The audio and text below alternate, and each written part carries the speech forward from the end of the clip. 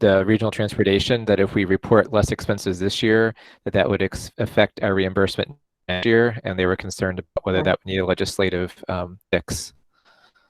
Okay, good to know.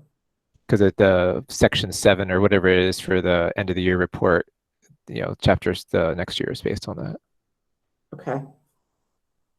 We can get to work on that one because I haven't heard that yet. We can talk about that. Okay, thanks. Yeah, sure.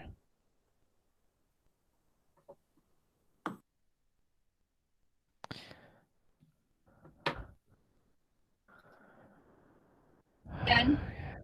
Yes. I'm just double checking. You will be checking the email questions at wrsd.net, right? I will, yes.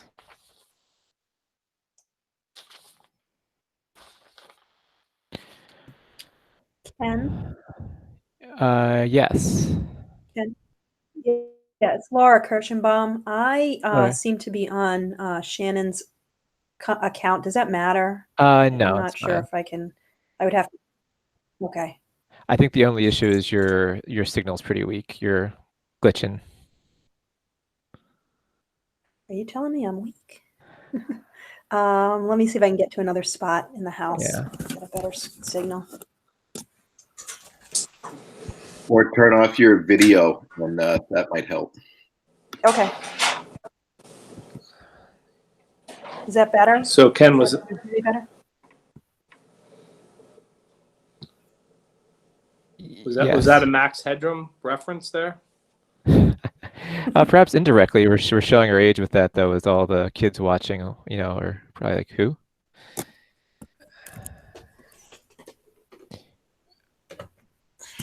We do have, I believe, a quorum of people who are logged in, although most of them don't have their video on, which makes me not know if they're actually there.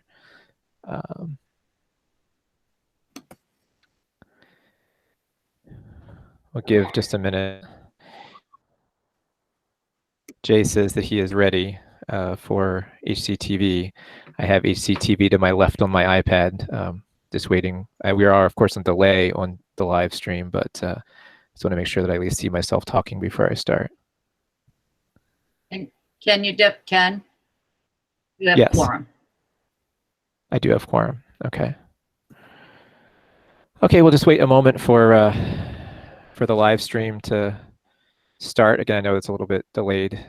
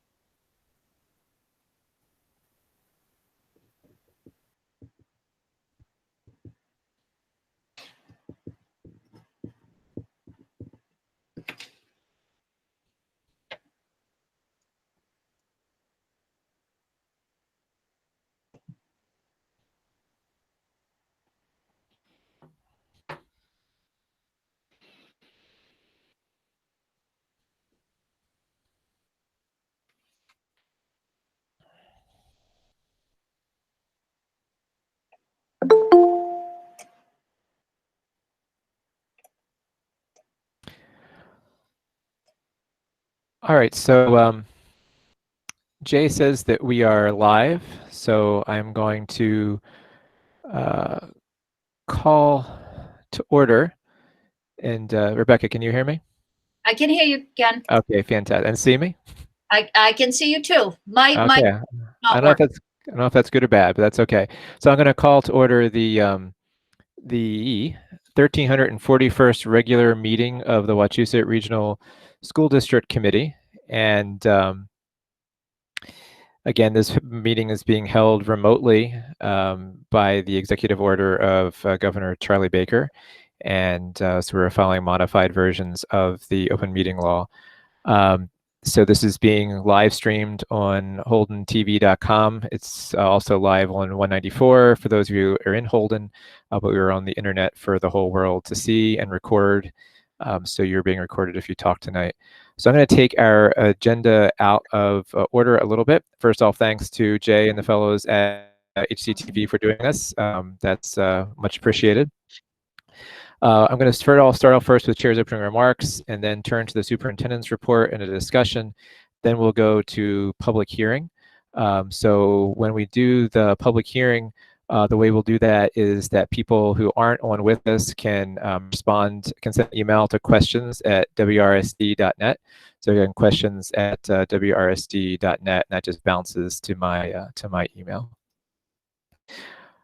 Okay, so first off, to begin Chair's opening remarks, I have some somber news to share. Most of us got this email from Rebecca this morning, but active member of our committee, Sarah LaMountain, lost her long-term fight with cancer this morning, and Sarah's been on the school committee, as longer than I have. Always a voice for what was best for the kids in the district.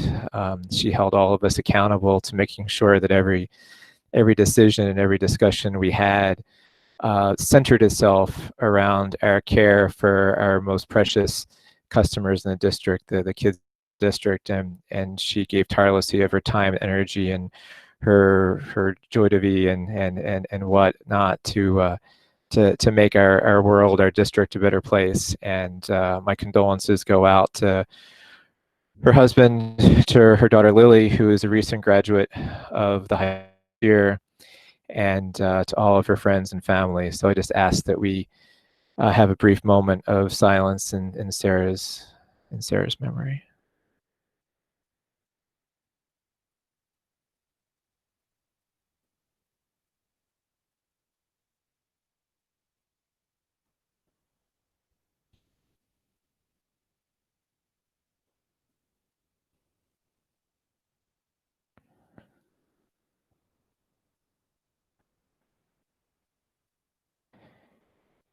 Sarah will be greatly missed in our community, and I'm sure Darryl might have some things to say as well to add at the beginning of his remarks.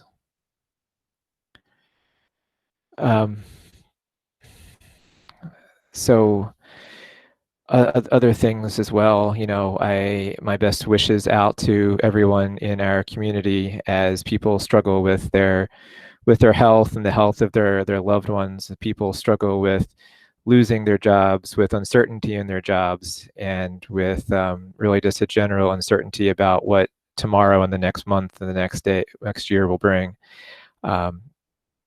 So, thank you to all staff and all our local legislators who are online with us tonight for all of the tireless work they've done to try and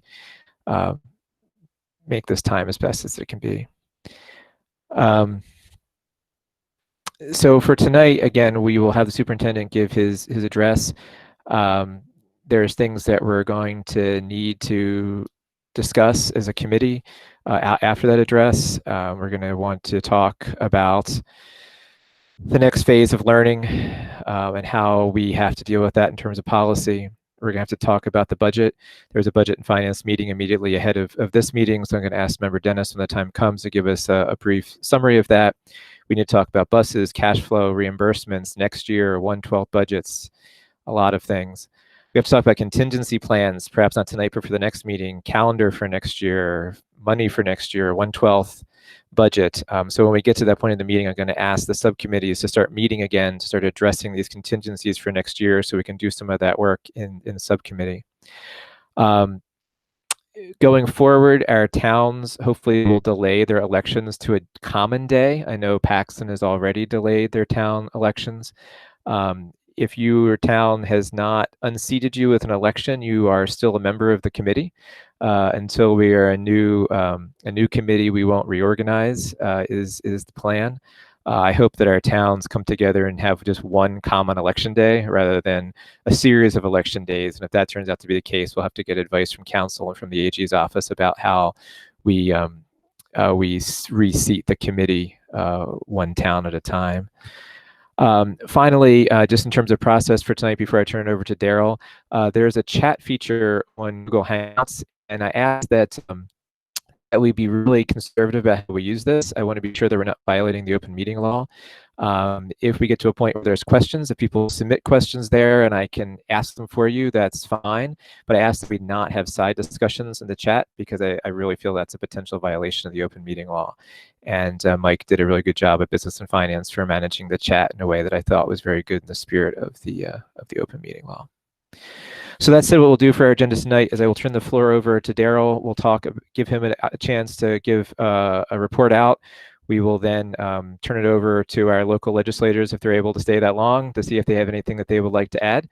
And then I'll turn again to go around the committee by one. Hopefully we'll do that somewhat briefly, so that we can get to public questions as well. So and one question about, in terms of agenda, about taking up the vote on school choice. I'd like to take up the vote on school choice after so we'll do the discussion of the report. We'll have a chance for the public hearing, and then we'll do we'll go to the rest of the agenda in order. So recommendations requiring action by the school committee after that. So we'll just take the discussion of the report out of order, and our students can report as they ask questions. Okay, so that said, Daryl, are you on the line? I'm on the line. Can you hear me? We can hear you, and we can see you this time too. Yeah. You know what? I actually spent some time with Barry over the weekend trying to work on my laptop, and thank goodness we have such a great technician to help me out. So thank you, Barry. I did want to say, Ken, I wanted to echo your comments around Sarah LaMountain. I had the opportunity to work very closely with Sarah for years in terms of my position when I was deputy superintendent, when I was director of operations. Sarah was an advocate for not only the children of Sterling, but the children of Wachusett. Very passionate. She never took a decision lightly. Every vote that she made, she did so with kids' best interests in mind. And we've missed her on the committee over the past year and a half or so. And I think having her not be there, it's changed the tenor of the committee as well. So she's going to be missed. I'm going to miss her. Her husband and Lily are two great people, and I'm very sorry for what they've had to go through. And again, what she brought to this committee and what she brought to the children of Wachusett, it can't be measured. So I just wanted to say that. And if Lily and her husband are watching, I just want you to know that all of us at Wachusett who had the opportunities to know Sarah really cared about her, and really appreciated the fact that she cared about the kids so much. So I just want to let them know that. Over the past, 2 weeks since I've had the opportunity to speak to all of you, we've moved into an enrichment model here at Wachusett, where the teachers have had the opportunity to work with our students in a online model of enrichment. It has been something that has worked in a manner that allows teachers to reach out to kids to have the opportunity to do some deeper dives associated with some of the pre-learning that's already occurred, some of the other curriculum items that they've already reviewed during the school year. And during the past week, the commissioner has come out with some guidance for remote learning. So really looking at what we're going to be doing for the remainder of this period of time through May 4th, with the understanding, and this is what, how we've been working on the administrative side, with the understanding that this could very well go into the end of the school year.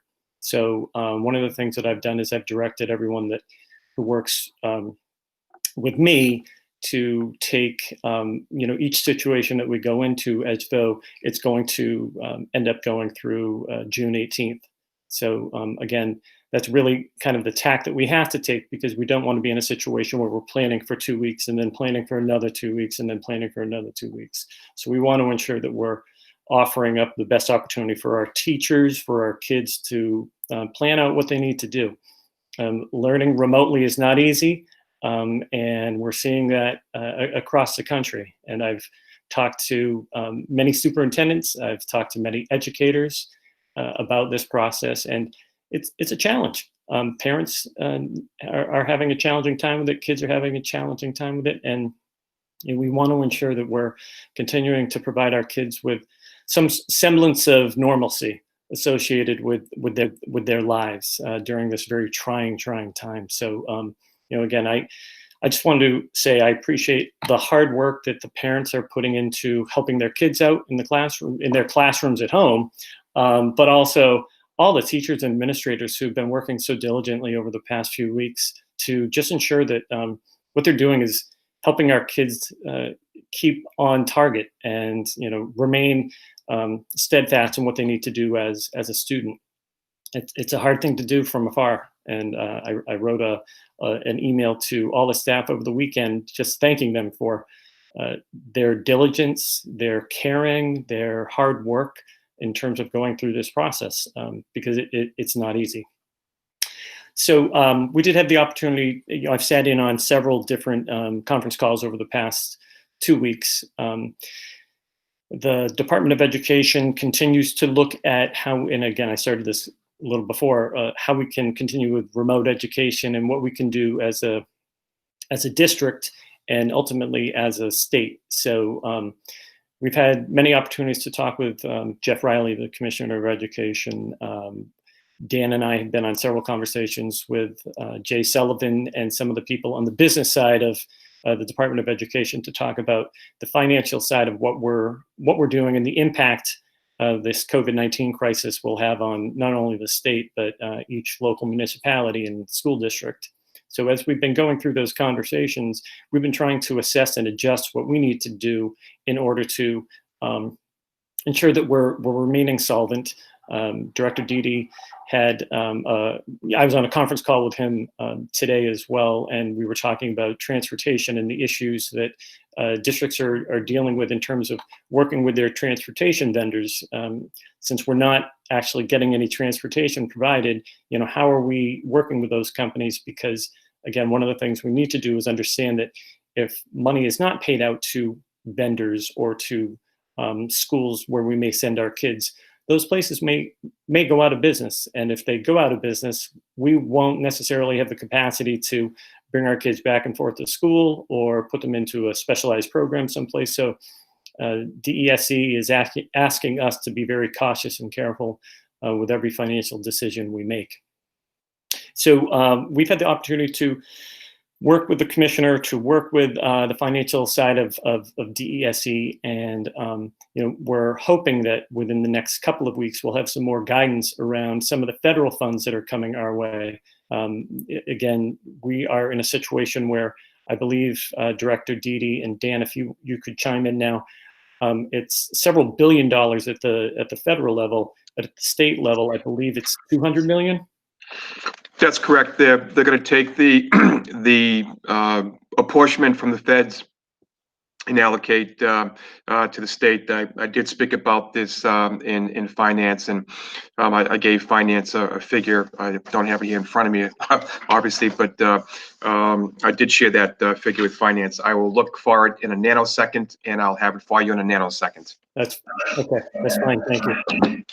So as we kind of go through this process, the other thing we have to think about is what we're doing with kids. And the commissioner did send out some guidance last week in reference to remote learning, and that's really what we're looking at is how can we provide a remote learning opportunity for our students throughout the Commonwealth in a way that is going to allow them to continue some capacity of learning while at the same time not necessarily putting a burden upon them or their families, for them to attempt to really try to garner all this typical information that you would typically get in a brick and mortar building. So one of the things we've been doing over the past several days, actually a week now, is working on developing a plan of action associated with the remote learning plan, which is what the commissioner has tasked each school district to do. So as we've kind of gone through that, we've reached out to a variety of groups to kind of look at where we are with this, and how we might need to move forward. And we will actually start. We're having conversations with the teachers union, and we have a conversation with them tomorrow, where we'll be going through this entire process and what it may end up looking like, and how it might end up defining what we do moving into the next several weeks, which include May 4th all the way through June 18th. So ultimately, experience with getting tech out to kids and to families. I'd like to thank our tech department, Barry Sklar, and the members of his department who have worked diligently at ensuring that the technology that's already out there is being supported, and at the same time the technology that is being shared with families is done so in a way that is going to allow them to be able to use Google Chrome or their Chromebook, whatever it is that they're tapping into, in a way that's going to help the kids. We have seen that there are, I think right now, and Barry and I talked today about this, we've put out a little over 200 Chromebooks right now to families who needed more technology in their homes. What we're looking at is actually now delving into our Chromebook carts. So we'll start taking the carts apart. It's a little more complicated because it's not like opening up a Chromebook that just has a charger and you plug it in. You actually have to unplug the entire cart and dismantle it, because it's built differently than just a traditional Chromebook with a charger. So Barry and I talked about that process moving forward, so that if there's a need for that, with families, we can definitely try to meet their needs so that they have access to what they need in reference to Chromebooks. I've also sent out information around the Charter and Comcast Wi-Fi and internet services that are available. So I know we've had a couple people reach back out to us about trying to get their bills lowered a little bit, or having some different access. And we're actually looking at providing access points at all of our schools. They don't all have fantastic Wi-Fi right outside of the buildings, but one of the things we're doing is we're assessing that. We're seeing how, whether or not we could boost some of those signals. So if a family didn't have Wi-Fi capacity at their home, they could bring their car, drive it over to the school, and sit outside the school and work for a little while. Again, one of the things that we're looking at as we roll out some type of remote learning plan is that it's remote learning. It's not necessarily online learning. And that's something that Commissioner Riley has stressed to superintendents across the Commonwealth. We don't want kids on the computer for 3 hours a day, that half day, which is what they say is the max that kids should have for any type of remote learning. So we're really looking at divvying it up so that there's an online component to it, but there's also a real world component to it, where kids have some other opportunities that don't necessarily mean they have to sit in front of a screen or be on a Google Hangout meeting, where they're in the midst of trying to kind of assimilate some of the information coming through a computer. I have to say the work that the teachers have done to kind of transfer from being in front of a class of 25 kids to putting it all online is commendable, to say the least. It's not something that's easy. It's something that's it's a challenge, because as a former teacher, so much of what you do is based upon your relationships with your students and how well you're able to communicate with them. And I've read a lot of articles about teachers and students not having the capacity to really have those strong relationships, because you can't sense necessarily how a student is feeling, or whether or not they're, did they have breakfast that morning? Did they have a tough night the night before? those are all things that you miss when you don't have that interpersonal communication. So we're very well aware of that. And, our number one goal is to ensure that our kids are safe, that the families are safe, that people are doing okay. And then we build from there. And then we look to see what we can do to ensure that, we're providing the opportunity for kids to further enrich their education and move forward, a little bit at a time. So there were a couple different things. I know that Barry Sklar in our IT department has really spent an awful lot of time making connections with families who may not have the tech that they need. And again, as we continue through this process, we'll probably see more of those types of issues arise. And as we get into the Chromebook carts, as we dismantle them more and more, we'll ensure that people have the capacity to do the online remote learning as much as as much as we can across the board. So, with that being said, Ken, we're welcome to take some questions and talk about what else we're doing. First off, before we take questions, I want to give Representative Ferguson and Senator Goby a chance to address the committee. I'm sure they have a lot of things on their calendar, and I apologize. They tried to sign into Business and Finance, and we didn't get them into the meeting. That's our fault on our end. Kim and Ann, do you have anything to share?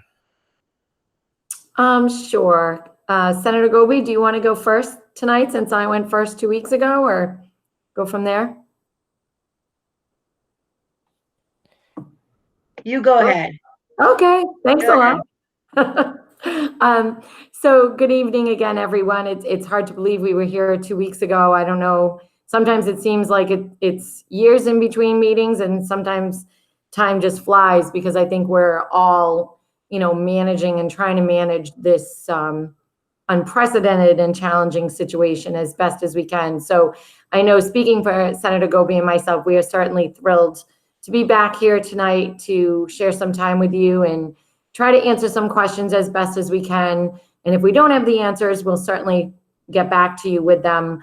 And, again, to Daryl and Ken, the involvement that you've had in reaching out to us on behalf of the students and parents and teachers of the district, we really appreciate that, as well as Ken, your leadership on the committee. So thank you all for what you're doing. Since we've been here last, I think obviously everyone's trying to trudge forward with the remote learning and dealing with questions and answers every single day about that. And I know, Daryl, you've been taking the brunt of that and trying to muddle through. And I know the commissioner has put out some guidance, but certainly there are more questions, it seems, than answers right now. The big thing that we're dealing with certainly is the package that was the municipal bill, H4616, that came out Thursday, which was a municipal package that involves the 1/12 budgeting issue and language for regional school districts. And Ann and I have been on top of that one, and it continues to move forward. That has left the House and is over in the Senate right now. And I know that they are dealing with that. And I'm sure Senator Goby can speak to that. I know it went to their Ways and Means, and they're looking at the language, but I really haven't heard any concerns at all on the 1/12 spending for the regional school districts. Amongst other language that's in that bill, there is the MCAS waiver issue and the what would you call it? The commissioner's ability to waive MCAS and move forward with that, as well as the testing for our seniors, the competency exams. So that's also being worked on. It went from the House to the Senate again in that package. So we don't have any resolution on that quite yet, but it was moved and is over there now. So hopefully we'll be dealing with that again very soon. And I'm trying to think, I know that there was a question tonight regarding regional transportation, and Ann and I will certainly be looking into that in terms of the reimbursement. And, that's a first for us. We haven't heard that question yet. So I promise you that both of us will certainly get on top of that one tomorrow morning and see if we can figure out anything on that issue. And additional thoughts? Yeah, well, the only other thing I was just going to mention, and I'm sorry, we did try to get on the call earlier, and I don't know what happened with that, but tomorrow, as you're probably well aware, at 10 o'clock, and I can send you the link, Kim and I can send it to you if you don't have it, there is going to be the Economic Summit tomorrow. And so various experts are going to come in to present to the members of the Ways and Means Committee, and it's going to be all online that everybody can access to be able to watch that. Now, these are the same people that spoke to us in Ways and Means back in December to be able to set the consensus revenue figures. Obviously, with everything that's gone on, there's been major changes. So we're looking forward to hearing that tomorrow, to hear from those experts of what they sort of are going to try to predict in this time of uncertainty as far as the economic situation. So I would encourage you, anyone that is interested, if you have the ability to do that, if you are, everyone should be home at 10 o'clock tomorrow morning. So you should be able to get on and to listen to that, because again, it won't be anything, there won't be a back and forth, but you'll be able to listen, and the questions will be coming from the Ways and Means chairman of both the House and Senate tomorrow on that. So I would encourage you to do that as well as we move forward. Thank you. Just for one moment, I'm going to try and be technological here and share the information about what Senator Goby just talked about on the screen. So if people can see this, this is the information for, it says Wednesday, April 1st, though. So I'm going to stop sharing that. If that's the wrong date. But maybe if Rebecca can find that information throughout the meeting, you can email it to me. I can share it at some point during our meeting. Folks are asking questions. Some of them are on the report. One question, though, from Weeks for Senator Goby asked, what is the process for the bill that Representative Ferguson was speaking to? So at this point, it is in the Ways and Means Committee. Jason Lewis, being the chair of the Senate on the Education Committee, he is also taking a look at it. We know that we've heard from various people that have concerns. They would like to just see language strictly say that, basically, that there would not be an MCAS this year. I know that when people have contacted me, what I've tried to say to folks, the Senate, if we do need to make some changes to the language, that will be done. We are also, I don't think anyone really knows what's going to happen. The kids may very well not come back to school this year, right? This school year. I think everything's very much up in the air on that. So I'm fully expecting, I am on the Ways and Means Committee, so that bill has not been pulled out, so it is still being looked at. And, I would expect that they would try to do it this week. However, if there is a difference with the House version, then there'll need to be some conversations and to work out any differences that there might be. I do think that people are waiting to hear what maybe some of these experts have to say tomorrow, as well as, things change day to day with what's happening with the COVID-19 situation and this public health crisis, and what it really means for us going forward, if it's going to be safer to have the kids back in school. So I know that that's not a very direct answer. It's in Ways and Means. We are looking at it. I do expect that there will be some action on it. I don't know if that will happen this week or not. And if I could just follow up on that one too, and Anne is absolutely correct in, we keep working on this one together, and I know that the House and Senate are back in on session on Thursday. We're all certainly tuning in tomorrow. That was a big issue for us, was to be also following along online, watching that summit tomorrow and seeing the numbers that come out. Certainly we are all prepared that it's going to be a very different financial situation than we certainly thought we were in January and February. And so we're waiting for that. And both branches are in on Thursday. So hopefully there'll be some back and forth between the two branches so that we can, finish off that issue as one on our checklist of things we need to get done and get the information to all of you. So thank you. So Member Weeks expressed her thanks for that. And of course, that MCAS is something that is weighing pretty heavily on families right now.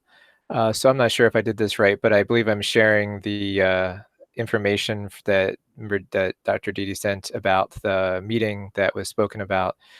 So this link, maybe if Rebecca can send another share to the link to the committee so they can have this tomorrow. Okay, so does anybody have other questions for our delegation? Let me see. So Member Dennis asks, what is the anticipated duration of the 1/12 budget for next year? No idea on my end, unless Anne has something else. I mean, we're all going day by day, just like you. I will say too, and I think we talked about this 2 weeks ago, but the House was supposed to be debating the budget within a couple of weeks, and we just are not at all ready to do that yet. As Anne said, things are changing daily, hourly.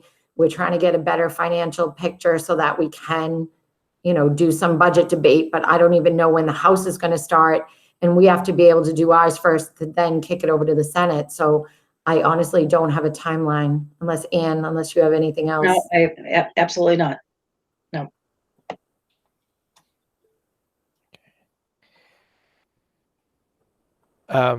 And Malaya is following up on that, which is a question I actually had asked before the meeting started, was about if the legislature had any conversations about regional transportation formula, since it's based on the numbers from the previous year, which might be skewed if we, if we spend less money this year, because our end of the year report indicates what, what our reimbursement will be for the following year. But I think that's the one that Kim had marked that as a to do. Yeah, the list goes on.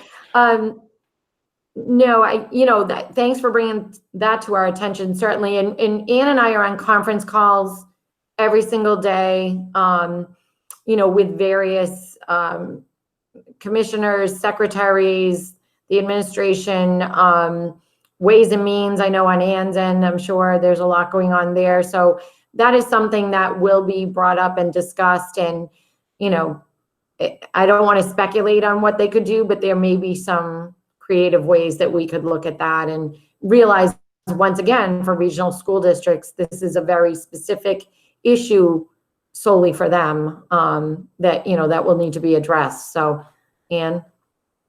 No, I agree with you. And then, of course, they had that outside group that had been meeting to look at all transportation across all school districts, not just regional, but the other standalone districts. And that group that Adam Hines on the Senate side was part of, I think Alice was the House chair on that. Yeah. And so it'll be interesting because, they were going to come out with a report, and we were going to be taking a hard look at that going into this next budget cycle as well. So all of the transportation issues are going to be being discussed, obviously, but really not knowing what the economic picture is going to look like. We know it's not going to be good. I mean, I think everyone understands that. And for anyone to think that you're going to get more, I think that's out the door. One other member had a question, which I'm not sure if it's for the delegation or if we should just go to Dan for this, but Dan had mentioned that he had heard in our business finance meeting that there's no planned 9C cuts right now. Member Haynes was curious if that was to change, if there were 9C cuts, if the 1/12 budget is based on the fiscal year 20 budget before or after a 9C cut might be made. So Yep. I'm sorry, go ahead. In my conversations last week with the DESE, it was on Friday's call. I had asked Jay Sullivan if he anticipated 9C cuts for FY 20, and he had said emphatically no.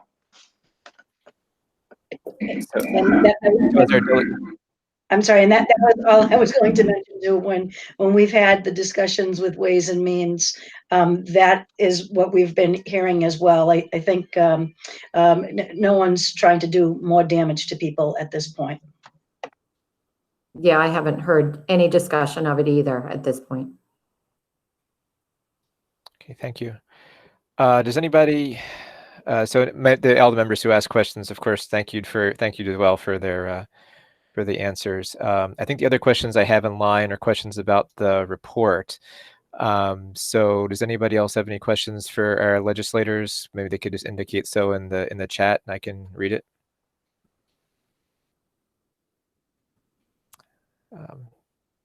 Aside from thanks from people, which I also echo, of course, our local legislators are welcome to stay till 10 if they want.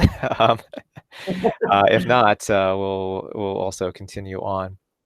Okay, thank you. Have a good night, everyone. No, Thank thank Stay you. well. Take care, everyone. Thank you. Stay well. So in terms of process for taking questions, I do actually kind of like this, the fact that people are submitting questions in the chat. I ask us not to go back and forth in the chat, but it may make it more efficient rather than going around the table to see what questions people actually have. So I'm going to take them in the order in which they're given. I may bounce around a little just to theme things up. So we'll go through questions. Again, I'll do my best to keep up with the chat, and I'm going to read everything that goes into the chat just to make sure that we're okay for the open meeting law. So please be judicious about what you put there. So Member Young had the first question about the report, asking, do we have a sense of how many families are unable to access the online information? So right now, and again, I may defer to Barry around this, but we have received a few, I believe, emails or phone calls, messages concerning either DSL. Typically, and again, I'm not saying anything about Princeton, but there are still some people in Princeton who have DSL, and Google Hangouts, Zoom meetings don't work very well with DSL. So I think that was an issue. Barry, do you mind jumping in on this?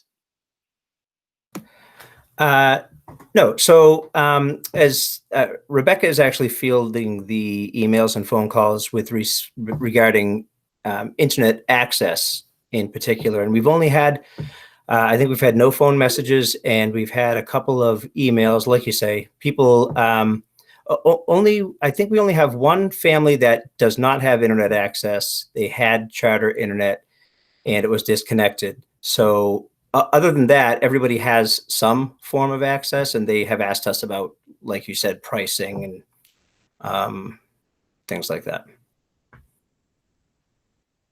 Okay, thank you. So the next question was from, I'm sorry, I keep scrolling up and down on me. It was from Member Lavoie. A question about the superintendent's report. It says, do we have a measurement of participation in enrichment activities by students? That is, 80% of middle school students have accessed and participated in enrichment activities, as an example. Yeah, that's a good question. And again, we haven't necessarily been keeping track of it per se. We've been looking at having, again, our number one concern right now is ensuring that we have some type of contact with families in terms of students or in terms of families, because again, we want to ensure that everyone's safe and secure at home. Bob, did you have any information? Because I don't believe I have any direct information concerning specific numbers. Just wondering if you had any. There was some anecdotal information that was shared with us, and it bounced around quite a bit. In some cases, it could have been higher than 80%. A lot of it was lower than 80%, and it varied very much by the teacher that was sharing the anecdotal information with us. This is optional, by the way, these participations. So I think it's kind of hit or miss. And we also don't know per se, because there wasn't a formal way to collect participation. So just because a student hasn't responded to an email doesn't mean they're not participating in the activity. So we weren't really looking to measure these things per se. I do encourage you to think about a way to do that, though, because it's a measure of kids who aren't being reached by technology, who aren't being potentially are in unhealthy or unsafe environments. It would be good if we could if you could have some sense of who those kids are, just because we're concerned about their well-being, not that we're requiring them to do something. We want to make sure that they're safe and that they have access, right? Right, and I can tell you, Ken, one thing that we have asked principals to do is ensure that they're keeping, teachers are reaching out to families, and when they are, they're keeping track of the students who aren't necessarily responding, who maybe aren't online. So principals are then going to get that information. Assistant principals and principals will be then reaching out to make a connection with those families. I did read something today about some urban areas where almost a half to maybe a little above a third of students in those urban areas have just totally disconnected at the high school level. So we want to ensure that we're making those connections with all of our families. That gets into Member Lavoie's second question. Question on the report: remote learning is not just online. Has the district mailed out enrichment activities to students? Are there plans to mail out materials as enrichment activities become remote learning? Yeah, there definitely are. So one of the things that we have to look at is what we're going to be doing for our remote learning moving forward. And if there are activities that require paper, pencil, whatever it is that students can't do online or don't have access to, we will be pulling that together. So that's something that is forthcoming, but it's something that we're going to do. I know you have another question later in the queue, Matt, but did you want to follow up on those two questions? Or is that...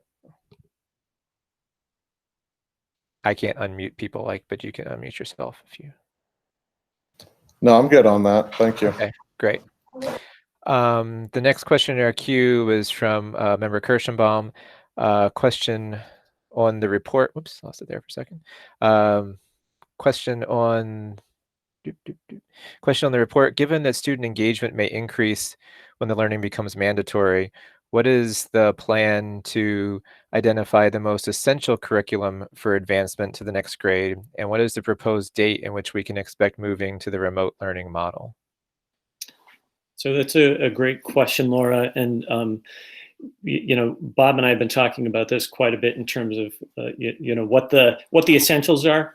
So as we're thinking about a learning model becoming part of what we're doing starting next week sometime. In terms of what we would do would be to plan that out for the remainder of the year. So it would continue through the May 4th all the way to April 18th, June 18th, that last day of school. In terms of looking at our overall information that we're, assembling, in terms of looking at what the highlights are that we want to hit for those kids, and, in order to make sure that they're getting into 5th grade or they're going to be moving into 9th grade with the essential concepts. And those are the big picture ideas that Bob has been working on with all of our curriculum people over the past 4 years. And Bob, I know you've been talking about this with all the principals as well. So do you want to talk a little bit about how we're doing that right now? Sure, I'm happy to. Essentially, we've identified our power standards or essential standards. We've also broken those out into learning outcomes. And what a teacher would do would look at how much time is available to them between now and the end of the year, and then what's really essential in that time that has not been covered yet. And that's what they'd end up focusing on. Great, thank you. Okay, our next question, Member Lavoie had a question, and I might follow up with a few other members later on because they're connected questions. So his question on the report was, as we dismantle Chromebooks, what is the potential inventory? How many do we anticipate needing? And how many students do not have a one-to-one Chromebook issued by WRSD? Let's see. Well, we have, and again, this is probably going to be a Barry response, but we have 2,100 students at the high school. They all have one-to-one Chromebooks. None of the other kids, K-8, have one-to-one Chromebooks. So one of the things that we've done is that we've provided the opportunity. So if a family is home and they have 2 or 3 kids and they have one computer that they're working with, we put it out there for people so that if they needed another a Chromebook or another technology device to help students access some of the things that we're now doing online. That's why we put that out there. So we're still taking questions from people about that. Again, Barry and I had a pretty in-depth conversation about this today. The way we're looking at, well, thank you, Heidi just said it. So we have 4,838 Chromebooks all together. So we do not have enough Chromebooks for every single student in the school or in the district. And we know that. What we're going to have to do is ultimately dismantle Chromebook carts to be able to provide some support. And again, one of our students last week, one of our high school students, made the very generous, or 2 weeks ago, made generous offer of, offering up some high school Chromebooks to families who might not have access to technology. And I did speak with Barry about that. And again, one of our issues is just taking them back in, categorizing them, making sure everything's okay, getting them out to a family. Then if we happen to come back to school, getting them back from the family back into that student's hand and so forth. So again, we have 10 people who do technology in the district. And right now they're stretched pretty thin with all of that. Barry, was there anything you wanted to add? Yeah, just so we did that 4,800 number is total, including the high school one-to-one Chromebook. So probably about 2,800 Chromebooks for the K-8s, which number 5,000 students. So we're not in a position to even attempt a one-to-one deployment. But I think the real key and the real trick is going to be determining what the actual need is, because we're not expecting our remote learning plan isn't going to be screen time heavy.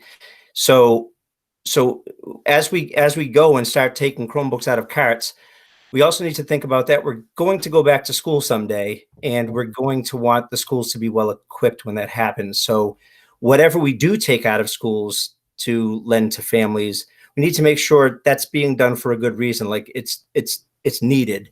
So I think the amount of online time we're going to expect from the students will make it fairly easy for families to share devices. And we're kind of reacting. So what we're doing now is reacting to families who come to us and say, we really need something, and then we come up with it. Just as a follow-up, I just want to make sure I heard the numbers correctly. We have 4,800 Chromebooks in the district. Less the high school, there's about 2,800. We've distributed about 200 of those so far. So that means there are 2,600 Chromebooks that could be available for a population of roughly 4,800 students, which would put us much closer to one-to-one than only distributing 10% of the potential available population right now. So we have 90%, greater than 90% sitting in Chrome carts right now. Greater than 90% of 2,800 are available. We've distributed 200 of those, so we have 2,600 available. Right, and so what I was saying was, I guess my question is directly for the superintendent on the report. Right. Why am I receiving emails from people saying that they were denied a Chromebook because we could not take them out of a Chromebook, if I'm hearing there are 2,600 available Chromebooks that the taxpayers have paid for, those people asking for them are paid for? So you have 10 people on staff. The million-dollar question, what is it going to take to put 2,600 Chromebooks available and actually get a survey out to every person via the mail to see who needs them of those 5,000 people without one? So I guess looking at a mailing to go out to every single family, Matt, I'm not sure whether or not that would really get to the point. What we're looking at in terms of what we're hearing is that one person in particular asked, they sent me a direct email, and it said, I have 2 children, I think they were both in elementary school, and they had one Chromebook between the 2 of them. And they wanted to see whether or not they could get a second Chromebook so that each child could have their own Chromebook. And when we look at this, we feel as though a 2-to-1 ratio is going to be more than enough as we move into this remote learning model. Because again, the goal is not to keep the kids online. The goal is to really move it forward in a different way. So one of the things we're trying to do is look at this and be able to say, okay, if there's a need, definitely. And I think if that had been the case, now that we're going to be pulling Chromebooks, out of the carts per se, I think it's going to be a different story, because what we want to do, we were looking at whether or not there would be the need for that, but I think there's enough need at this stage of the game where we'll be tapping into the Chromebooks, taking them the carts, taking them apart, putting them out there, for families. And again, I can reach out again and put another email out to families. I'm going to just give you some data to look at. So this is just a suggestion. Sure. But Google Classrooms has this wonderful feature where you can actually see how many students have participated in an enrichment activity. And I've been monitoring that for one class, 10 different classes. And in every one of those, I have not seen participation above 70%. I have seen it regularly at 50%. Of kids. So there are 50% of the kids that are just not participating, no access, nothing. So that's the question that I have, and I'm not going to beat a dead horse here, but it should be our first thing is to assess what we have for inventory of technology and distribute that. I understand remote learning is going to change, but if you're telling us there's going to be less reliance, I would have expected a more firmer response like, Worcester Public Schools put together mailings for every student, and we're in the process of doing that. I'm not hearing that. What I'm hearing is that we're thinking about that with kids that can't access this. I'm not hearing something proactive to address the 4,800 students that don't have a one-to-one Chromebook today. And again, one of the things that I can tell you is that we're not a one-to-one district, and we've never attempted to be a one-to-one district. We have, over the past probably 3 years, invested heavily in technology. So we're actually in a much better place than we would have been 5 years ago. We didn't have a one-to-one program at the high school. We didn't have heavy-duty Chromebook carts. And I mean, literally 5-6 years ago, Chrome carts were being purchased by PTAs. Mm-hmm. Right. So I think now looking at it, and I agree, Matt, I think now looking at it, if there's a way for us to get some of those items into kids' hands, that's the best way to do it. How we go about doing it, I think, is always a challenge with it. What is that process going to be to get those 2,600 Chromebooks ready for distribution? Like tomorrow, if somebody needs one tomorrow, what is that process going to be? How do I answer my constituents to say, yes, there are 2,600 Chromebooks available. How do we get those available? Because I'm telling you, the demand is much greater than what you're mentioning it. Of 5 out of 6 classes that my child has, the teachers all have a block of 9 to 11 in the morning of availability. 5 out of 6 classes, 9 to 11 for availability. So now a child has to manage that. If they have to share that with their sibling, and their sibling has teachers in that same block, how do they share that? They cannot do that. And that is happening all across the district. Okay, so yep, I hear what you're saying with that. And the other part, and I think you brought up a good point before, Matt, when you were talking about looking at the Google Classroom. Again, because this is enrichment, and it's an enrichment model whereby we can't mandatorily say that a student has to be online. I think that's going to be that will kick in, and once that does kick in, we're going to see more students want the access. So I hear what you're saying, and I know Barry's on top of this, and we spent a lot of time working on this over the weekend, and how we can pull this off. So we're working on it. So I want to move to the next question. Member Kirschenbaum asked again about technology. If the Chromebooks become damaged in the hands of students, is there a plan for how families can get them serviced, provided a loaner, etc.? Well, that's what we're working on now. So we still have all of our Chromebooks that are out with the high school students, and they get damaged. They're home, people drop them, whatever it is. So Barry and his staff have been working already on kind of a model where they're trying to roll them back into people's hands, bring them back in, collect them, try to fix them, do whatever it is they need to do, but get something else back into students' hands. So there is a process for it. It's not going to be clean, and it's going to be really challenging because we don't have a lot of people to do this, on a regular basis. So we're attempting to do it as best we can. Right, so Member Haber asks, have our food distribution numbers increased? Is there a chance we would get better participation if we bused food to each town? Do we think pickup at the high school is a problem for anyone? That's a good question. I'd have to talk with Margaret Barton about that, our food service director. Ultimately, when we look at what we're trying to do, we're trying to provide our students on free reduced lunch with the opportunity to get meals for an entire week all at one time. It would be, I think, a little more of a challenge to then get them out to buildings in particular, because again, we're trying to keep things centrally located. It makes it easier for distribution. It makes it easier for there to be some, because again, what's happening is that someone has to be there to have all the food, when it's brought in.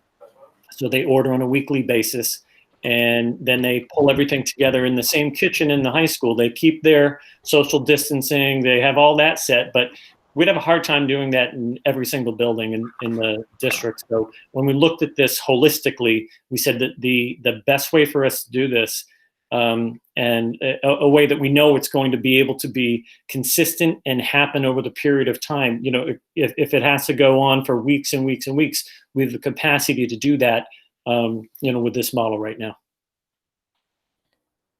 Okay. Our next question in the line is from Member Woodland. Linda asks, regarding student and family access, how are English language learners accessing materials? So right now, we're in the same situation as we are in terms of looking at special education. So we're looking at how best we can help those students understand what we're kind of going through with the enrichment model, provide some support. We're looking at how we can get some of our tutoring online in terms of how we're providing the ELL support for students.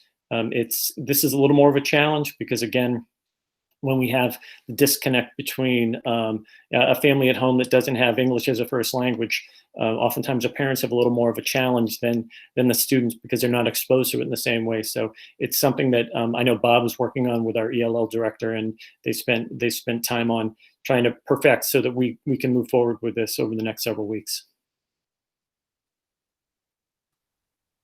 Okay. Linda, do you want to follow up? Yeah, I do. So does that mean that English language curriculum hasn't been going, or enrichment activities have not been going out? I just want to clarify your last statement. Bob, can you Happy to. Yeah.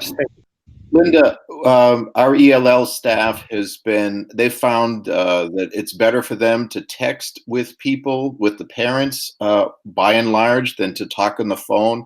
So they've been employing a sort of a different means of communication with folks.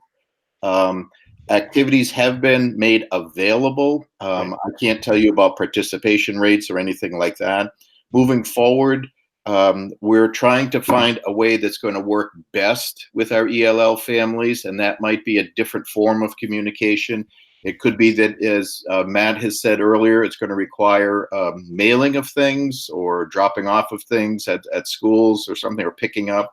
So we're figuring all that out right now, but we're doing it by reaching out to families and trying to pull together what they're saying their needs are, and that's how we're going to respond. Okay, thank you. You're welcome. Thanks, Bob. All right. So so our next question is from Member Michalowski. What is the plan for feedback on experiences related to remote learning to make sure the expectations, half day or 3 hours total and not all online activities, are matching student experiences in their home? So what's the...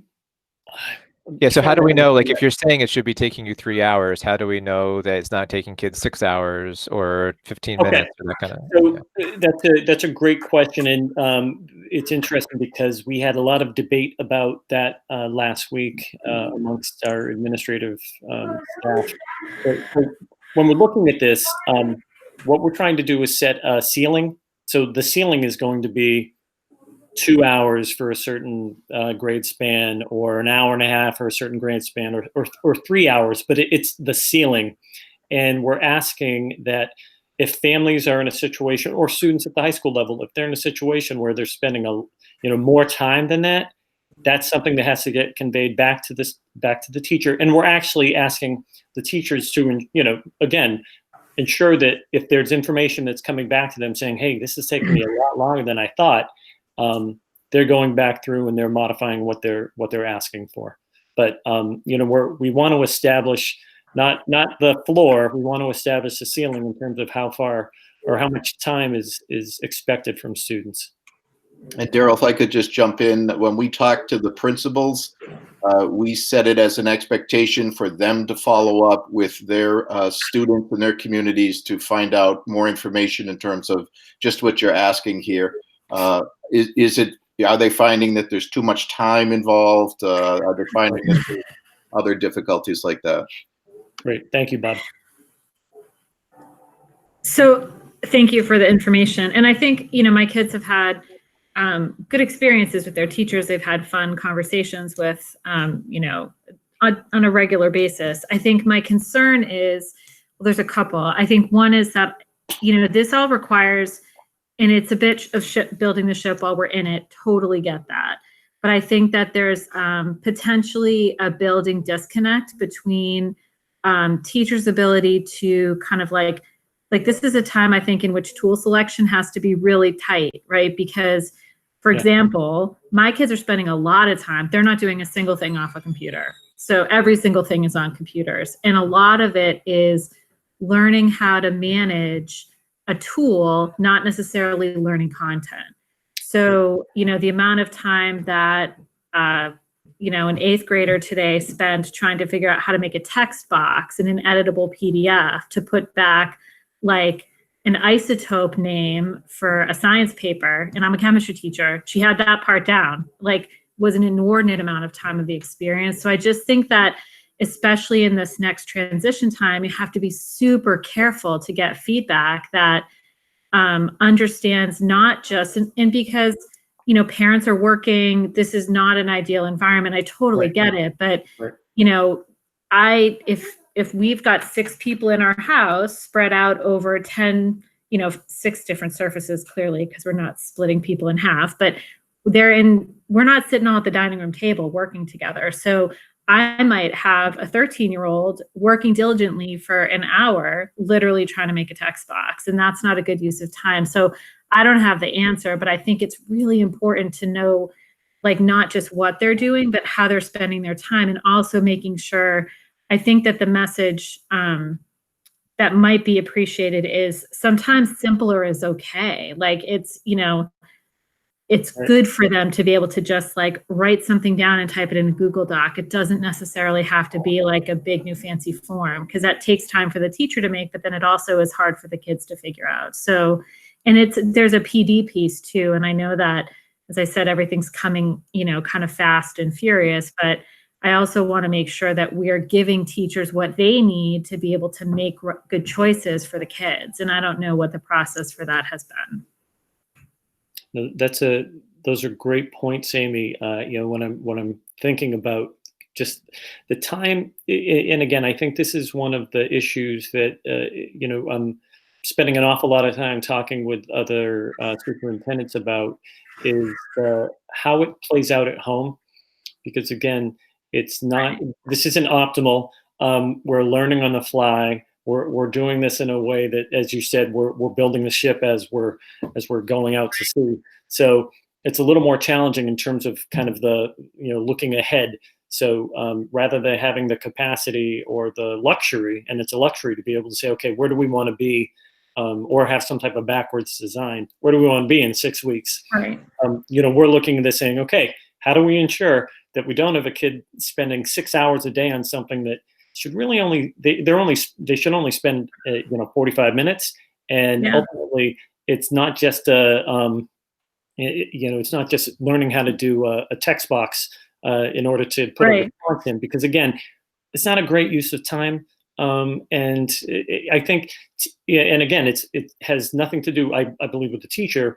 I think it's more around ultimately how these things kind of get rolled out. So when we're looking at this, how we then have teachers work through these different types of programs and so forth, I think that's really the next step. In a perfect world, we would have said, hey, you know what we're going to do? We're going to do this step by step. We're going to take Right. this process and go through. I mean, yeah, I know. And I mean, listen, I've helped teachers for almost 20 years build online classes. It's not easy to do. So I'm not in any way marginalizing the effort. I think, though, that it's just important, especially in the early days, to make sure that we understand that what the activity was intended to do from a, pedagogical perspective is matching up with what the kid's experience is. There's a lesson for a kid, and don't sit for 30 minutes trying to make a text box in a PDF too. I mean, that's a life lesson we all have to figure out. So, But I also think, I sit on the Digital Learning Advisory Council for the Department of Ed, and we've been meeting weekly. There are models that are emerging, I think, where you should be connected to resources from different districts that probably have a little bit more consolidated approach that I think might be helpful too, because it just settles things a little bit so that everybody's talking the same language. As I said, I know that this is complex, and I have a million more questions, but I think a lot of folks have asked them later, so I will cede my time. Great. I'm going to just add a few comments from the bottom of things about this topic. I'm not at, but if these people want to follow up on them, please do so later, because I want to go back to other people's questions. Rihanna said that from her own experience, almost all of her classes at the high school send activities that require at least an hour each every day, which is at least 5 to 6 hours total, given the number of classes she takes. Malaya notes that this is important. The student experiences are varying wildly. Member Gustafson, this is. Some are spending 15 to 20 minutes a day in elementary school. I know some students who get Zoom meetings daily and others who did not even get one last week in an elementary level. How do we address this from building to building? Some are taking attendance, in quotes, while others did not. Some are only getting links, others are getting multiple videos, interactive discussions. Member Lavoie notes in a 6th grade class, plus in 6th grade classes plus specials, a child is getting 10 daily enrichment activities. That same child has 5 classes a day in school. I think these 3 questions are kind of linked, right, in the sense of consistency, and the original question that Amy had asked about making sure that, the time that they're being asked, so you call it an upper bounds, that there's some administrative supervision about how that is facilitated, because it's easy. I'm a teacher at a different level. It's easy for me to see my class. It's hard for me to work with my colleagues when they're all remote, right, and when they're not in the same pod talking about trying to keep those consistency school to school, and also to make sure that we're not all using up all their time.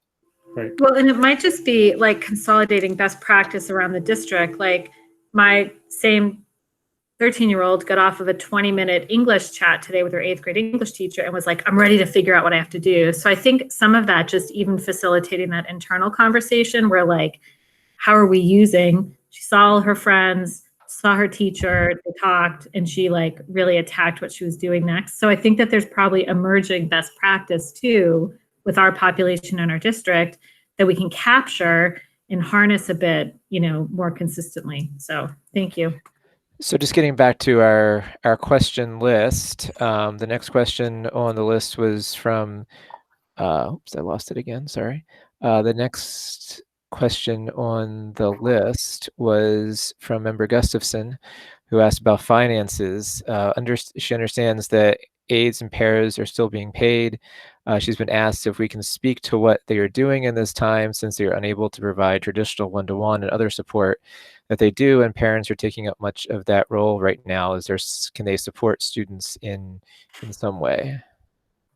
So that's a great question, Malaya. So one of the things we've been doing is working on a model whereby, Chris Smith, I might have her jump in a little bit, but work on a model whereby we could have the paraprofessionals provide support to the classroom teachers during a Zoom meeting or some other avenue, whereby the paraprofessional gives support to the students around what needs to happen with the enrichment activity, which as we move into further learning, again, we want to better define that as well. So there's a PD model that we've been putting out there for paraprofessionals to build up PD, and I know that's something that Chris and Jeff Carlson have worked on over the past 2 weeks. But we're also looking at moving toward a model where the paraprofessionals who have the capacity, not even the capacity, but we actually reached out and wanted to see whether or not they had access to technology. So those are actually going out, I believe, Barry. And those paraprofessionals will then, some of them that don't have access to a laptop or a Chromebook are going to get a Chromebook to then help facilitate some support learning that goes along with IEPs and so forth. Molly, did you have a follow-up on that?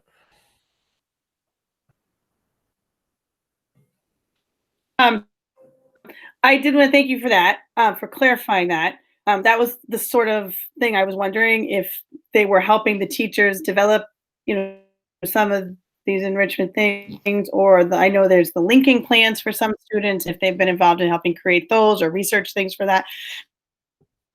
Because I have no problem paying them, but I do know that this families are being highly stressed now because parents are essentially taking on that role, and for them right now and doing a lot of that work. And so I was curious how we could utilize them to, especially since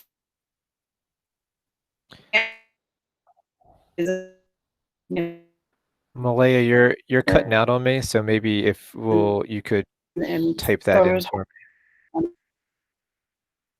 All right. Sure. No worries. If you can type it in, I'll read it in a moment, okay? Assuming you can hear me. The next question was from member Ayala, who asks, will remote learning continue to not be graded, and will it continue to be optional through the district? So when we're looking at remote learning, we're looking at it's a different model in that sense. So one of the things that we're doing is we're talking with the teachers union about what that might look like in terms of grading per se. DESE, Commissioner Riley has suggested that anything that kind of moves forward, especially at the high school level, is credit or no credit or pass fail.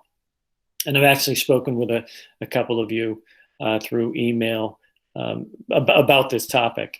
When we're looking at what we would do with students, and again, this is another thing that I've been trying to glean from other districts that have gone through this, not even in Massachusetts, but in other places where remote learning happens more regularly, is that when we're looking at how this happens, if in order to hold students accountable for different items, we want to ensure that there's the opportunity for them to make sure that they work through everything that they do on a regular basis in a way that doesn't interfere with what they have to learn consistently. So as we kind of go through this process, I want to ensure that there's the opportunity for them to have some learning opportunities. And again, we've spent a lot of time looking at how that would play out. But we want to ensure that there's the opportunity for us also to look at holding students accountable for a certain level, a certain amount, because again, and I think member Lavoie brought this up, when he looks at certain classes, sometimes it's 50%. And that, to me, again, oftentimes that occurs because if kids feel as though they don't have to do it, they're not going to do it. And if they don't have to pass something in, or they don't have to share something with the teacher, even if the grading is very flexible, and if it's progressing or not progressing, something, it's an either or that's very liberal, it still puts students in a position where they feel a little more accountability for what they have to do. And Daryl, if I could just add, from the other reason we really looked at this was we gathered feedback from the teachers, and it was pretty clear on their end. They were feeling very anxious about the fact that we would be going into this time of remote learning and they would be issuing a grade. And this is a pretty tough thing to sort of figure out on the fly. So by having just sort of a didn't cut it, pass, fail, credit, no credit, approaching mastery, not. That really seemed the way to go. It's binary. It's one or the other. And so we did it for the teachers as well, based on their feedback. Melissa, do you have follow-up on your question?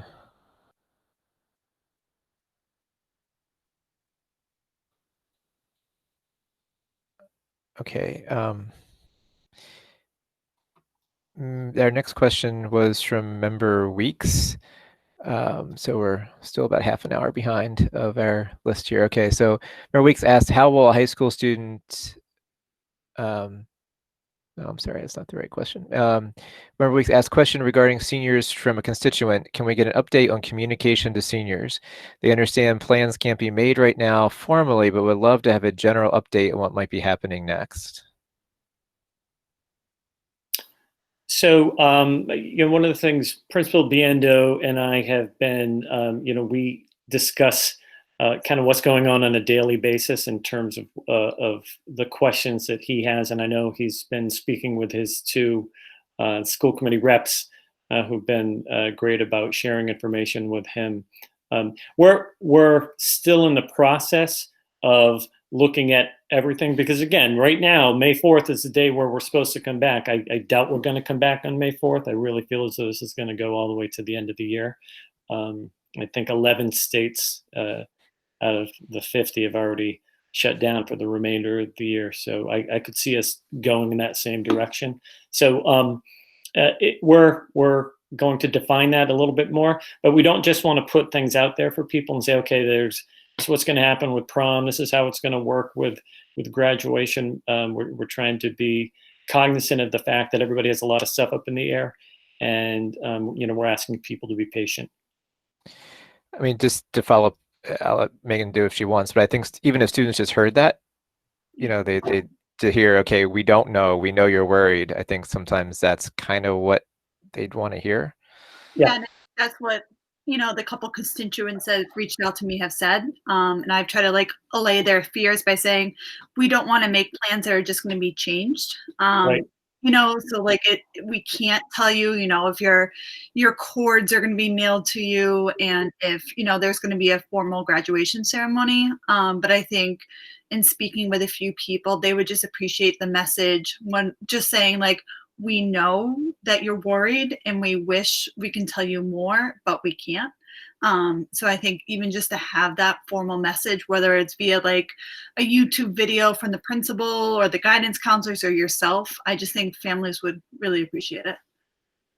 Yeah, that's a great point. And I know Principal Biendo has been vocal about looking at how we could possibly get something out there. So I'll talk with him tomorrow about that a little bit more, and perhaps he could put out a more detailed note to families, because I know he did a nice note, I believe last week or the week before last, that was well received. So I'll talk with him about doing something similar. That's a good question. Member Augustine asks if we're moving towards a required remote learning model, and if so, how would this impact students who are in hospital receiving tutoring, et cetera? Would they receive services? So as a required learning model, in reference to Malaya, could you I'm not sure if your connection is better yet, Malaya, but in terms of this question, could you elaborate? I was referring to most of the special education families, because I know we do have students, most of them are on IEPs, but anyone who's hospitalized, they get tutoring services often if they're out of the district or they're in a situation where they can't attend school for some reason. Some are at home, some are hospitalized. And so right now we're in an optional model. So it's not as big of a deal, but if we move to a more of a required model and we're talking about grading and course credits, will those students be receiving some sort of education from us? Yes, definitely. Yeah. So again, once we move toward a model of remote learning versus online enrichment, it changes kind of that level of responsibility in terms of what we need to do. And Christine and I have talked about this a little bit in terms of what those next steps would be. But again, we're obligated to provide those supports as best we can. Daryl, can I interject for a moment? Sure. This is Christine Smith. Yeah, thank you, Daryl. You may or may not be aware, as the committee, that students that are in hospital settings may or may not have access to internet. And so in those cases, we typically contract with a provider called Education Inc., who provides education staff into those hospital settings, and they get work from our teachers to do that work with the students. So at this point, given the restrictions, some of that may be limited, but we would still be able to provide paper copies to our students who require support while they're hospitalized. Okay. Question, then how would that be addressed with students who actually have one-on-one tutor provided? Do we have thoughts on that yet? Under what circumstances are you speaking? I know we have some, I've been asked this, so I was curious. If we have students that are, that don't have paper copies, but they actually have tutoring provided, either they're at home or they're in a hospital setting and they have a tutor provided, do we have any thoughts on how we will service those students, since we don't actually, tutoring probably isn't happening with our social distancing? So some tutoring is actually in place and is happening. Okay. It really is. All of those cases come to me individually, and I have been engaged in making sure that everybody has access. That's my primary concern. So if you have a constituent, you have a member that is concerned or that isn't getting that, that has somehow gone under my radar, please, please, please bring that to my attention so that I can rectify that, because we do have ways. We'll go across the sea to ensure that students have access. That's what we're trying to do. I generally do refer them to you. I just was curious in the general sense. So thank you for addressing that. Sure. So our student representative, Rihanna, had a question a little bit already addressed, but I do want to make sure that it's voiced.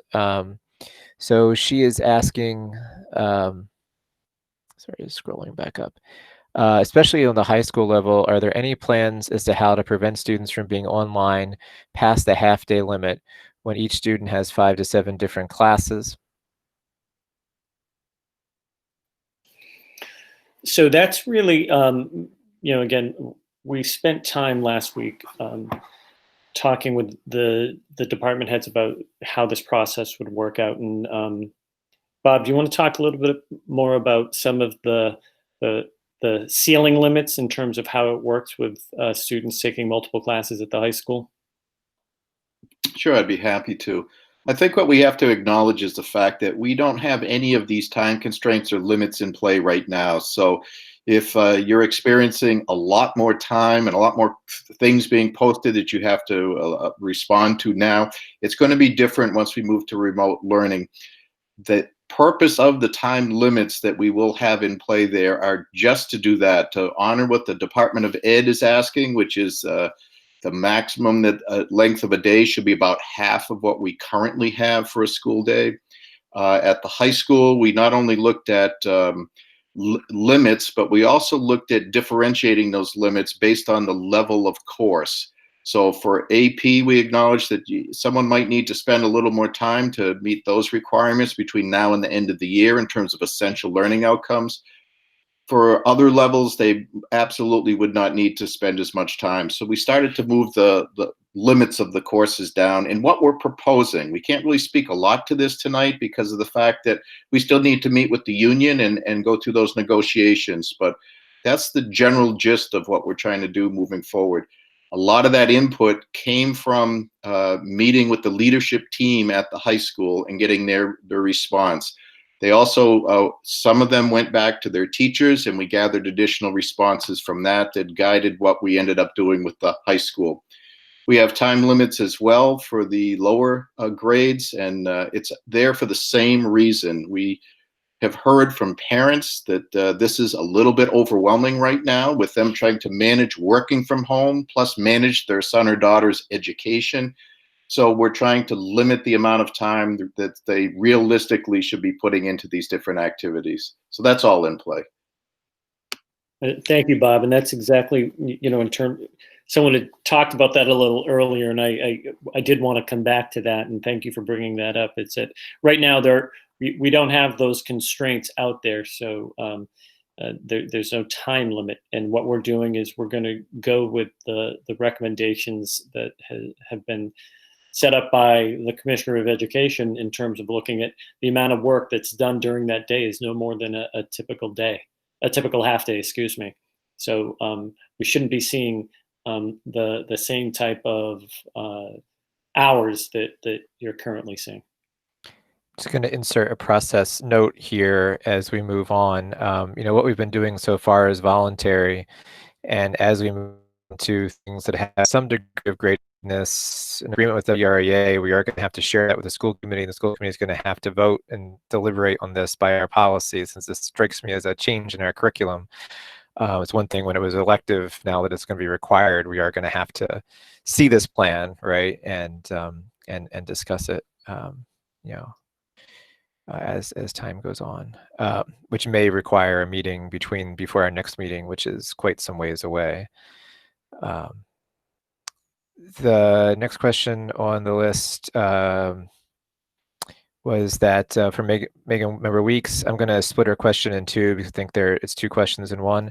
One asks, how will high school students be graded during the no credit process? Will it be a 1-4 school or a simple pass fail, like 1 to 4, like we do at the lower levels, right, elementary levels? And if so, how does this impact GPAs, etc.? So Bob, I'm going to let you respond to that because you spent time with Bill talking about that, I think, on Friday. Essentially what we're doing for the entire grade span, Megan, is we're going pass fail. We're just going, either the student is making progress or they're not. In terms of the high school, because of the credits that are associated with different courses the kids are taking, it's pass fail. They'll either receive credit or they won't. A lot of the discussion at the high school level was around, well, how do we manage this? What does it look like? How do we award it? Essentially, there's a variety of ways we came up with, but one way that made sense, I think, to some people as we discussed it was, if a student has to earn up to 60 points out of 100 in order to receive credit, then that's something they could work towards.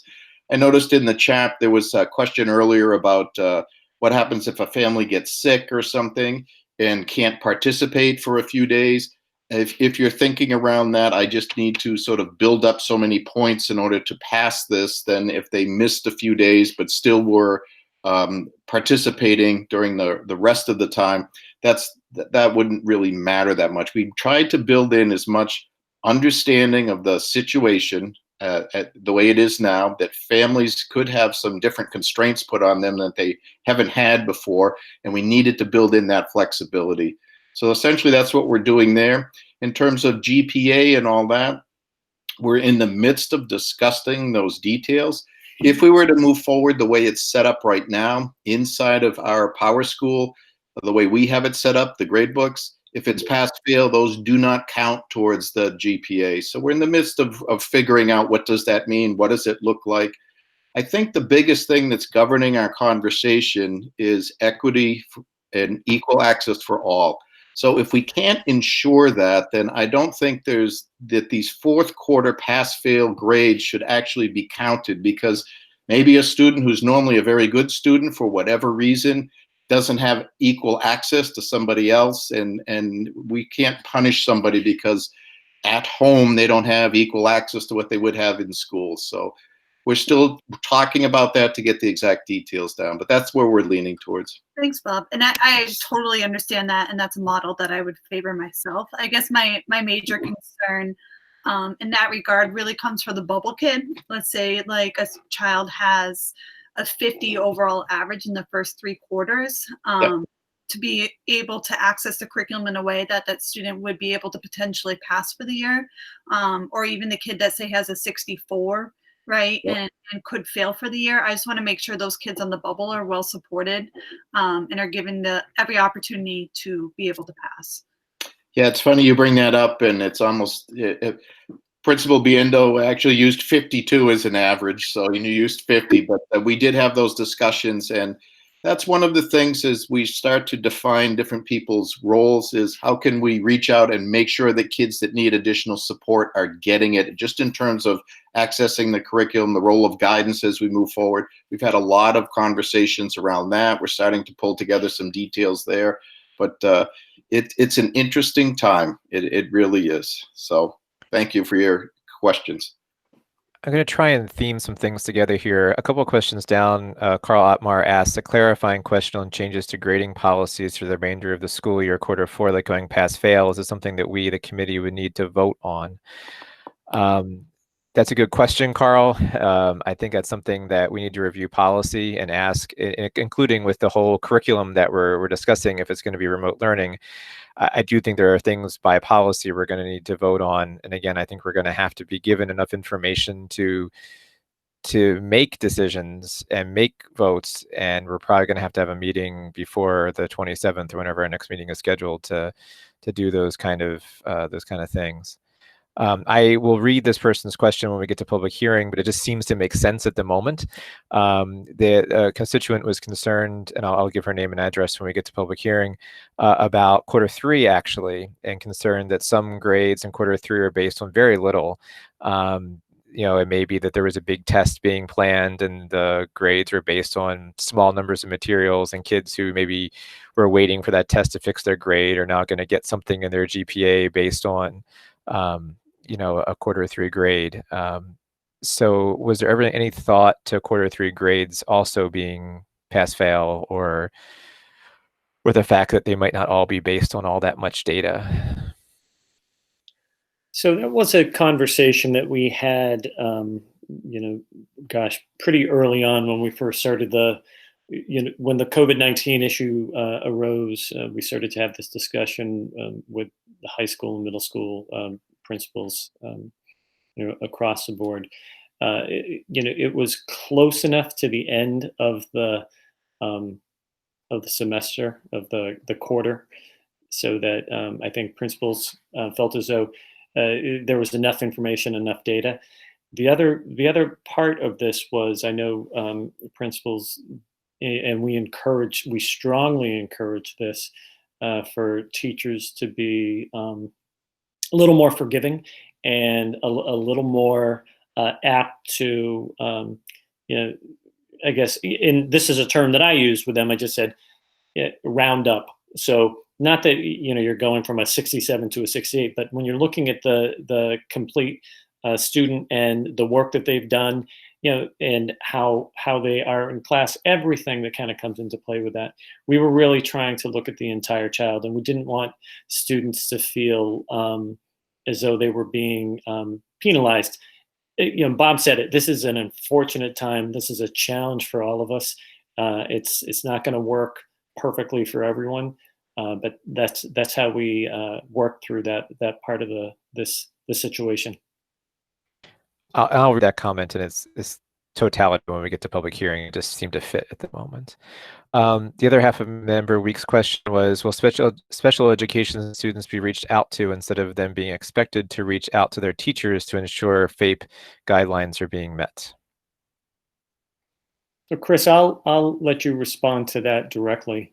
But that's the part of what we need to do on our side, is to be actively pursuing our students, all students, but particularly students on IEPs. Chris, did you want to talk about that? Daryl, that's exactly right. I mean, we are attentive to. We know our families pretty well, and so teachers are reaching out, providers are reaching out, BCBAs are reaching out, and then and supporting families as they demonstrate they need, or it's a fine line between offering too, not that we're offering too much, but we don't want to be bothersome or meddlesome in a way, but we want to make sure that people know that we're here, that we care, that we have that we're right on the other end of the computer, if that makes any sense.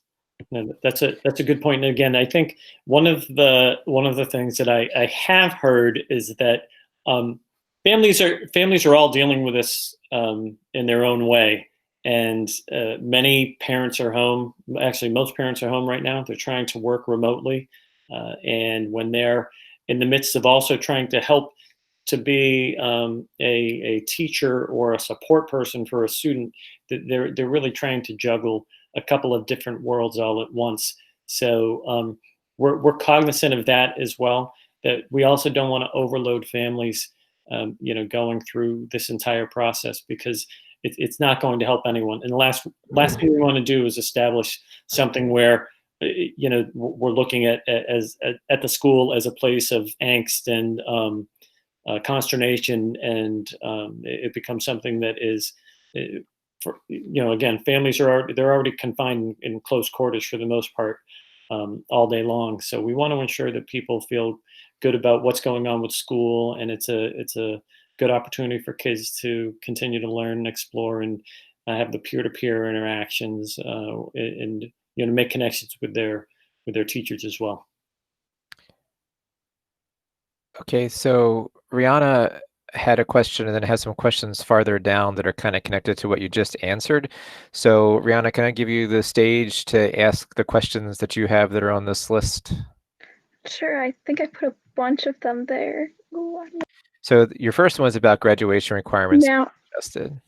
yes, so the first one was whether or not graduation requirements will be adjusted, given that this new curriculum could mean that if we do go to a pass or fail system, that a student might not be able to graduate, let's say if they fail Q4, because of whatever situation they have going on.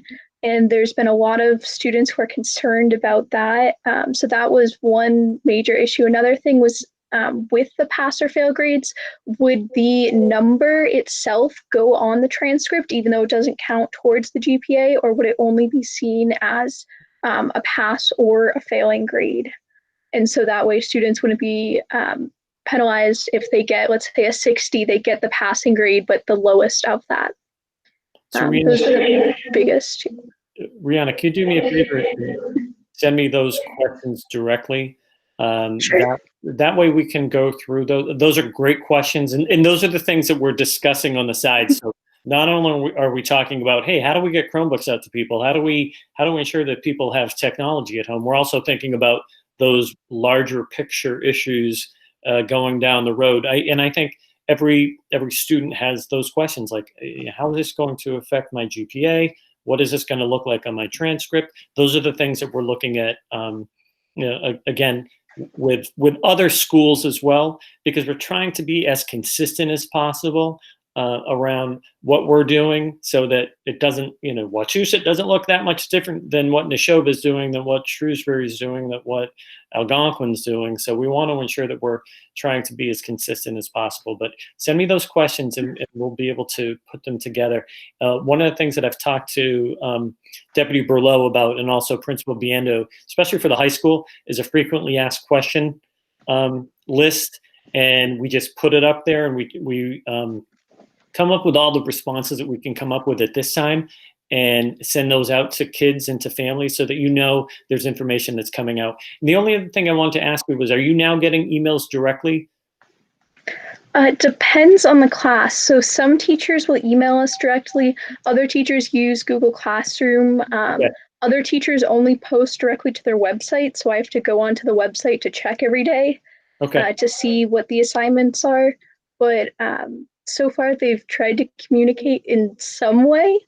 Some of them will hold meetings on Zoom or through Google Hangouts. Others only do just remote assignments. But so it's been different for every class. So I know the students are looking for some kind of regulated way where it becomes the same for all of our classes. So we know that this is the standard. You check one place every day, that sort of thing. Right. Okay. And that's great information to know. That way we can start looking at, how we develop that more consistent methodology. So thank you. So just a quick, again, process insert. I do want to make sure we continue with our agenda. At about 9:15, I think I'm going to do the public hearing just to make sure we get that in. Last time we were rushed.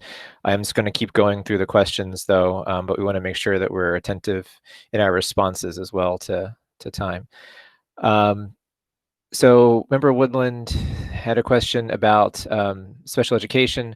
Do students with accommodations on their IEP but not a different curriculum get linking plans? Daryl, I can take that question. Sure, go ahead, Chris. That's exactly the ideal student that needs a linking plan. So the linking plan concept is a way to link the activity that the teacher or the remote learning that the teacher has assigned to what the child may need access to from their IEP, or what goals and objectives would be worked on if using that activity or in remote learning activity. In some cases, as you noted in your question, students are getting a modified curriculum and may not require a linking plan because, in fact, all of their curriculum is already modified. But for students who maybe are attending gen ed classes and need curriculum, either modified or adapted, or accommodations to access these activities, the linking plans would be the place to go to see how, for a parent, to see what those suggestions may be. Okay. The next comment I had was from Member Weeks, who thanks the district for all it is doing for families right now. Thank you. On the elementary level, they are doing much offline, which as a parent, I greatly appreciate. Member Dennis asks, Mike Dennis, what is the plan for providing guidance to teachers for standards and consistency for remote learning, and what PD will be offered to support it? I guess it's a similar question, but different than we've asked. Yeah, it's similar in the sense that, one of the things we're looking to do is try to provide the ability for our teachers to go through things and do things consistently. So I know Bob and I have been working with Barry Sklar around ensuring that the methodology that's being used a lot, and I'm talking about the methodology for delivery. And I think a couple of people have brought that up today, how we end up going through through a Zoom meeting through a Google Hangout meeting, and what the expectations are around that, and how that process works, and tying it back to Google Classroom. So Barry's been great about writing up some different designs, and ultimately, and Barry just shared one today with staff that kind of outlined what needed to happen with a certain process. So those are the types of things that we're doing. How that then ties back to continuity around curriculum. I think Bob talked a little bit about that a little earlier. We have power standards that are tied back to the curriculum frameworks that have been developed at, in almost all subject areas and grades, that we're now going to be tying back, looking back those power standards, pulling out the pertinent information out of those at the different grade levels and the different subject areas, and then taking those and utilizing those to kind of continue the learning for this year. Hey, can I follow up with a comment or two about that? My question was really around the methodology, and in terms of what we're learning and standardizing around teacher hours, feedback, tooling, class discussion time, platforms for discussion. And the spirit of the question, and I'll just go as a comment, is that I don't think that there's an expectation that we know what the end state looks like, or we know how to get to the end state. But I think that the expectation is that we're going to iterate and evolve over time. And so with that, what I think, time now seems like a couple of days is a week and a week is a month. And it seems to me that we ought to be communicating frequently and transparently about what kinds of how we're doing retrospection and adaptation. and what processes do we have for doing that, and in evolving the way that we're delivering across the district in a way that's more consistent, in a way that's collecting best practices. And so I'll leave that out there, not necessarily as a question to be answered unless you have an answer for it. But I'll put it out there as something I believe we really should have a very focused and deliberate approach for infusing how we're rolling this out. Mike, I agree 100% with you. One of the things that we've been looking at is that remote learning plan that better defines how this works. Because again, the enrichment process that we've been using has really been one where we're we've encouraged people to kind of experiment a little bit, spend some time doing some activities that as some people have said, are online, some are offline, especially more so at the elementary level. But with the remote learning plan, we're looking to better define times, what platforms they're using, how often they're reaching out, what the timeframes are for, expectations around hours when teachers are available or when direct learning would occur. So those are all things that we're doing right now. I'm going to read a few member comments that aren't questions, and then I'll get to the next question. So member Gustafson says she still has a strong concern about consistency and access and ability to complete curriculum activities we present when dependent on parent support, which varies, internet access, computer access, special needs, etc. We have a very wide variety of needs and access in our district. I have concerns about moving forward with required remote learning when we know support and access varies greatly. If we are expecting students to go to school parking lots to access Wi-Fi, we should be rethinking that requirement and other ways to get learning opportunities to them and facilitate communications, phones, email, texts with family. Member Weeks says, if we do encourage families to go to schools for Wi-Fi, it may be a great opportunity to provide meals in one location per town. Member Kirschenbaum asked, can we utilize the bus company to deliver food to a central location in each member town? I know later, I thought Margaret Barton said something about that in terms of they're not refrigerated, so that they can't do that. There's a in order to do that, you have to have temperature controlled vehicles or the capacity to store meals and lunches within a certain temp because of the regulations around serving those meals.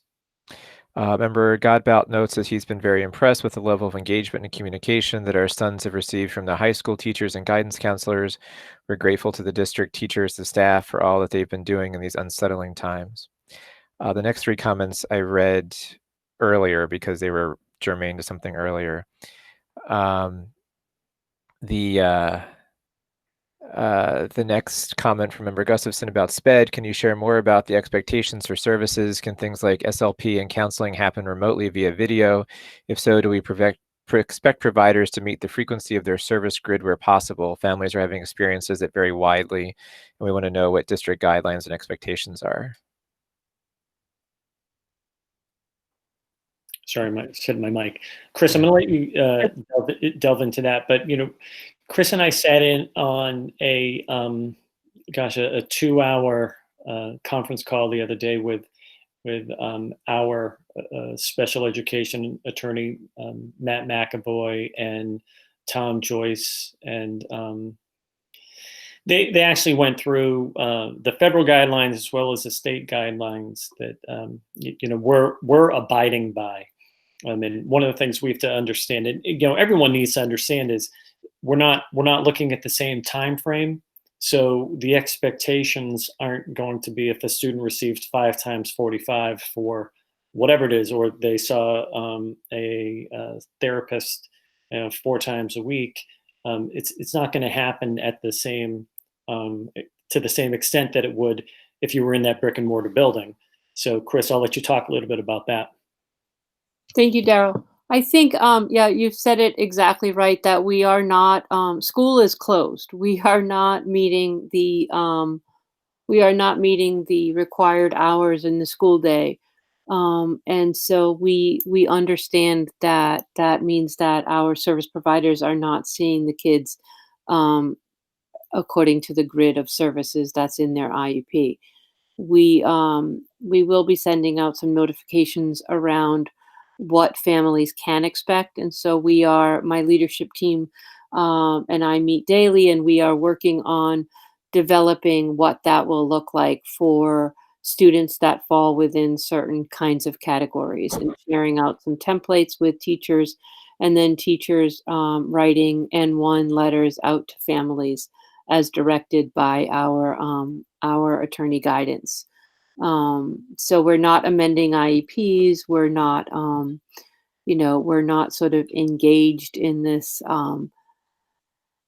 in the regular school day. We are just doing our best. I also just wanted to remind everybody that, like all of us, our teachers are also saturated with this new moment in time and trying to understand what that means in terms of their own families and complications and struggles. And I am again and again amazed at how professional our staff are, how dedicated our staff are, and are willing to go above and beyond. I mean, I've held hangout meetings with parents holding one baby and another baby on the couch, pestering them for a snack, and and the teachers trying to stay focused and think about linking plans with me. I mean, we are all stressed, and as Daryl said at the beginning of the meeting, our priority is the health and safety of our families. We are in a crisis like none other. We are doing our best to fly this plane while it's going along to give a semblance of order to our students and to continue their engagement in learning. But I guess as it becomes 9 o'clock, maybe I'm waxing poetic over here, but I guess I want to just, remind everybody that we're all doing our best. We're working we're trying, 10-hour days from my bedroom office that never should have been an office, because it's, we're trying to figure it out. We're really trying to figure it out. Thank you. Can I So, say yeah. That's why I asked, because I think that kind of communication about expectations would be helpful. Thank you. So I'm going to read through a few committee member comments that are leading up to a question from Professor Haber from Member Haber that I think is something we haven't touched on that I think is hugely important. So Member Haber first had a comment about the fact that her freshman has had only about an hour and no Zoom, which was related to previous comments about overdoing some expectations. Member Haynes notes, along with curriculum considerations, there is socialization elements that needs to attention, especially now. An ELA teacher, I don't want to name individual staff members, has done a fantastic job engaging kids with Hangouts. That has helped. The Central Tree Middle School principal introduced a video sent to kids today that his daughter loved. I think it would be beneficial if principals would take the lead in using the tech to help unify and provide a socialization element for the kids. School is ideally lots of interactions besides just academia. I don't want school to be seen simply as assignments that arrive via email. Member Weeks notes that she's seen a model in other districts where the school, middle, and high made a schedule so that ELA history is Monday, Thursday, and math science is Wednesday, Friday, so that there isn't overlap with Zooms and Google Hangouts. I might add that also is a thing I think kids helps them keep track, right? Like they're not doing everything every day. Member Gustafson notes, I was hoping that they were doing something like that to support staff teachers and how to make sure these students can access enrichment activities. We're helping with the linking plans some students are receiving. Parents are taking on these roles since one-to-one is not possible and classroom aid support is not possible. So I was hoping we would be able to utilize these staff who we are paying in some way to assist our families and ease the burden on families, assist our students and ease the burden on families. Member Haber asked, and I'm going to take the first stab at answering and then pass it off. If we're looking at a 1/12 budget, what happens with our member towns? Some are planning on going forward with town meetings or slightly delayed town meetings. Are they voting on the budget they were presented? So, first off, that's what it is right now, right? We have submitted a budget to the 5 towns. They've received it. It's on their warrants. That's where we are. Again, and I was talking with earlier about our local legislators. I really hope that the towns can coordinate their local elections and also coordinate the response to their timings of their town meetings a little bit. That's out of our hands, but it would be helpful if they did that. The state will be on a 1/12 budget most likely into the fall. Right. Tomorrow is this meeting that our representatives and Dan Didi talked about in terms of getting guidance from the state about finances. It'll be bad, right? That meeting will be bad news. As of now, yes, they would be voting on the budget they were presented. I think we as a committee need to ask the question, and it's not a question we ask or answer tonight, of how we move forward with our budget. What a 1/12 budget means for us. Many of our members on the committee haven't experienced 1/12 budgets, but in a 1/12 budget, we spend essentially 1/12 of the fiscal year 20 budget, and that runs into cash flow problems. That runs into problems when we hit contracted raises for staff. It runs into problems when we hit increases in insurance. We can't hire new people if we don't know what the budget's going to be. So I'm going to task, and Mike, I know you're listening, I'm going to task Budget and Finance, if we can, to have a meeting to start talking about 1/12, right? Obviously, the information has to come from Dan and from the office and from information that he gets tomorrow. But we're going to need to have discussions first in the subcommittee and then at the full committee about how we move forward. Because right now, yes, the answer to Member Haber's question is they'll vote on the budget we gave them. They'll have no guidance as to what, state aid's going to be. We have no guidance as to what state aid's going to be. We need a plan presented by administration, but discussed with school committee about how we're moving forward about spending money for next year. The superintendent has deadlines in June about informing staff if they won't be able to return due to budgets. All these things are going to come more quickly than we want, and we need to be discussing and prepared. So, Mike, I don't know if you want to respond to this for a moment too, in terms of process from business and finance. I don't want to put you on the spot, but process-wise, what are you thinking? No, that's fine. I mean, I think that the points you raised are all the valid points and considerations.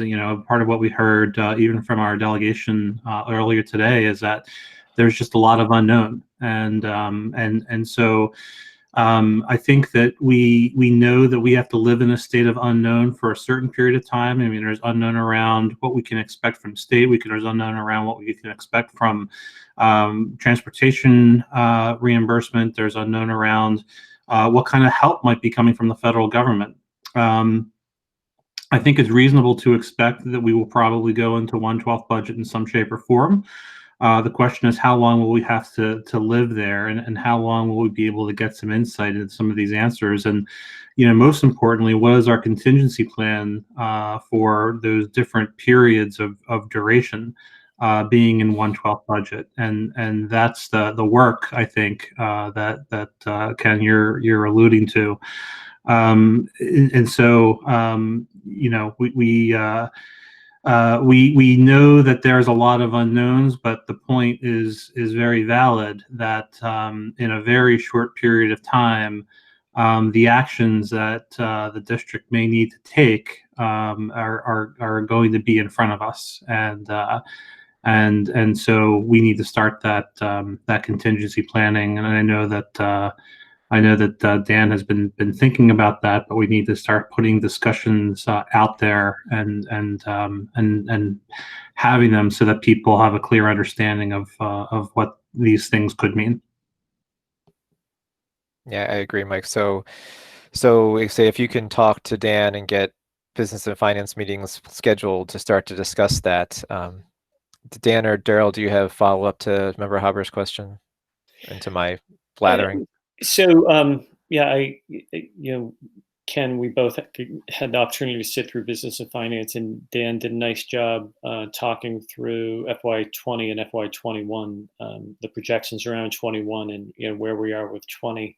So, unfortunately, I've had the opportunity of leading the district during tough times in terms of the budget, and we've actually had probably 3 to 4 years where we opened up with a 1/12 budget as of July 1. So Dan and I have had this conversation over the past couple of weeks in reference to getting things together. So we're spending a lot of time looking at what we need to do to kind of close off FY20, how we can, again, if there's any money that we can roll into 21, we're going to attempt to do that. But at the same time, I think you alluded to it, or Mike said that, we do a hiring freeze. We don't necessarily replace people immediately. We don't purchase our materials. Everything goes on hold for the most part. We have enough money to pretty much pay our bills.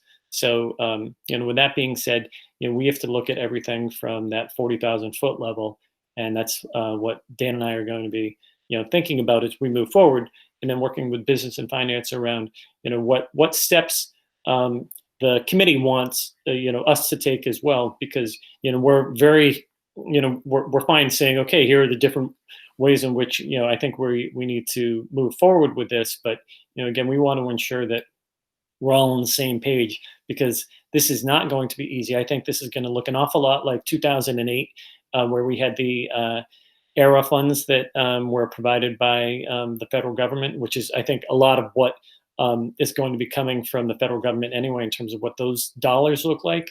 The issue is the state isn't even going to have a budget as of July 1. They'll be on a 1/12. Dan mentioned it at business and finance. We sat through a meeting the other day, and someone at the state level said, everything associated with FY21 is kind of out the window. All the budget stuff is just out the window. It's kind of like, starting from scratch again. So, we're planning on 1/12, and we'll see what we need to do to move forward. All right, thank you. Member Haber, did you have a follow-up, or I know we talked a lot about your question? No, I think I understand. Okay. Some of our members have not had the misfortune of being through 1/12. It's not good. There's a few comments about from Ms. Barton about the fact that she does not have a breakdown of which towns our current participants are traveling from. This is for the free and reduced lunches. Of the 1,100 eligible free and reduced students, 120 are picking up meals weekly. And that's sending out meals on buses, which require food service staffing and Board of Health approval, as refrigeration is not available on the buses. Member Lavoie had a question. I'm going to read both parts of it, Matt. Says, our summer program for kids on IEPs has traditionally been a short day, short week, and a short period over the summer. Are we looking at extending that to help kids on IEPs who require a full school year? If not, are we looking at offering out-of-district placements at other full day, full week programs? Carol, would you like me to Yeah, you address can, that? because we've started that conversation, but we haven't gone through it extensively. Yeah. So we today was the date that teachers have to submit to my office students that may be on the ESY list, as if this was a typical year. So this year is obviously anything but typical. We don't have yet a plan for what ESY will be. And the conversation regarding compensatory services for students will be held individually based on what students need at the time of when the closure ends, when we return to school. So ESY will not be just sort of off the bat as a compensatory offering. It may be, in fact, a good option for some kids. It may not run at all. We really don't know at this point what we're going to be able to do, if we're going to be able to gather as in school for ESY. So we are also looking at remote learning for ESY. So we have lots of options out there and no decisions yet. I appreciate that. I just want to follow up that, and this is just a general sense for admin, is that I think we should also look at the social and emotional support that might be needed in the immediate future as well as the extended future. I do want to just remind people that we're all looking for answers to basically changing an engine of a plane in mid-flight, and that's impossible to do. But over the next couple of weeks, you know, the Surgeon General has warned us all that it's going to be like 9/11 or Pearl Harbor, but it's not going to be localized. So for us that have lived through 9/11, we have to remember that one of the differences that we have now is that the Surgeon General is giving us fair warning. So there is going to be a heavy emotional turmoil to families in our district and to staff members, to administration, to students, especially over the next couple of weeks, and it's not just going to end. So we have to be thinking about these things. So I just ask admin, as you're thinking about remote learning, that all of these things are being taken into account, because it's going to, the turmoil is going to be heavy on the district, and we're going to have the support services for everybody. Thank you. Yeah, thank you for bringing that up. I know Brendan and I have spent an awful lot of time talking about what the support services are, continue to look like, and how we're going to probably have to ramp those up because we will start to see families that are affected by COVID-19 much more so than we have in the past few weeks. So as we kind of hit this peak over the next 2 to 3 weeks, we need to ensure that we're able to provide the support to those kids and families, and ultimately staff, because again, I think someone said a little earlier, this is everyone. Families are home with kids, teachers are home with kids, administration's home with kids, and we're all trying to do this in a way to provide the most support to people that we can. But really, we want to look at how we can help those kids out. So that's a good point. Thank you. So I'm going to try and get through some more comments. At 9:15, I'm going to take a quick pause to do some public hearing, because I do actually think there's some questions in public hearing we're not asking that the public has. I did want to quickly just give a thank you to Ms. Barton as well. I know I mentioned her comments, but she and her staff have been doing so much to help our kids. It's greatly appreciated.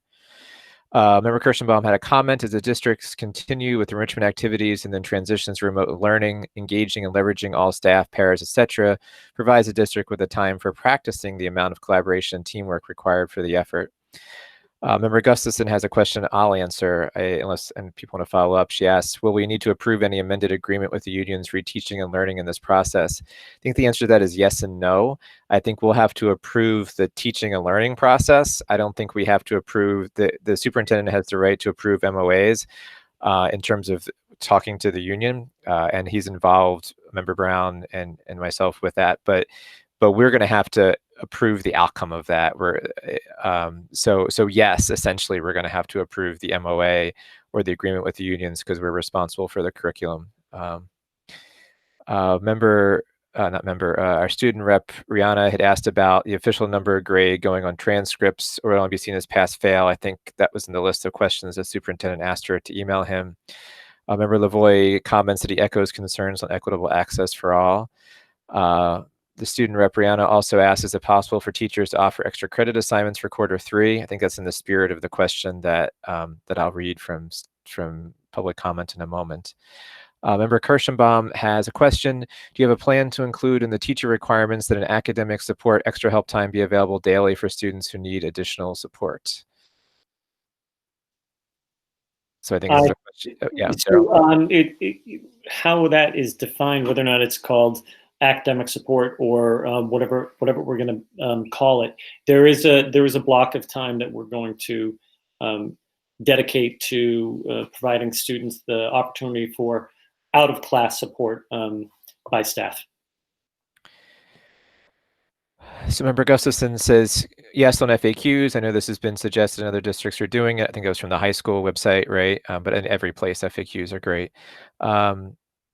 Member Haber says, to follow Rihanna's comment about consistency and where to look for information, I was glad to see the Central Tree principal sent out a grade-based email this week to parents with links to most teacher plans for the week. I know that's not just Central Tree. I know we saw that from Davis Hill as well. Member Kirschenbaum commented that Marlboro delivered food via the bus company, so I guess that's possible. Member Ayala thanked Ms. Smith, Dr. Smith, for for her comments. Christina Smith has a question. She just wants to echo a comment. She wants to echo what Daryl, Bob, and Christine have said, that we need to keep in mind this is a challenging time for many children and their families, as well as their educators, and all of our Wachusett school community and larger community. As part of our remote learning plan, I ask that we make sure that we provide an avenue that is respectful of privacy, that allows our educators and any children who get ill to have the space to concentrate on their health and well-being. Like members Godbout Weeks and others, she's thankful for the interaction that her children have had with their teachers since the enrichment plan last week. I've seen an improvement in both of my daughter's moods, even though they have opted out of some assignments. Thank you to all of our central office and district faculty and staff for your energy and flexibility in trying to figure out a path forward. Member Kirschenbaum and Member Weeks both say that that was well said. Maybe not well read, but well said by Ms. Dr. So I know people have more questions. That's what was on my chat. What I want to do is read public comments, just so that we do get them on the record.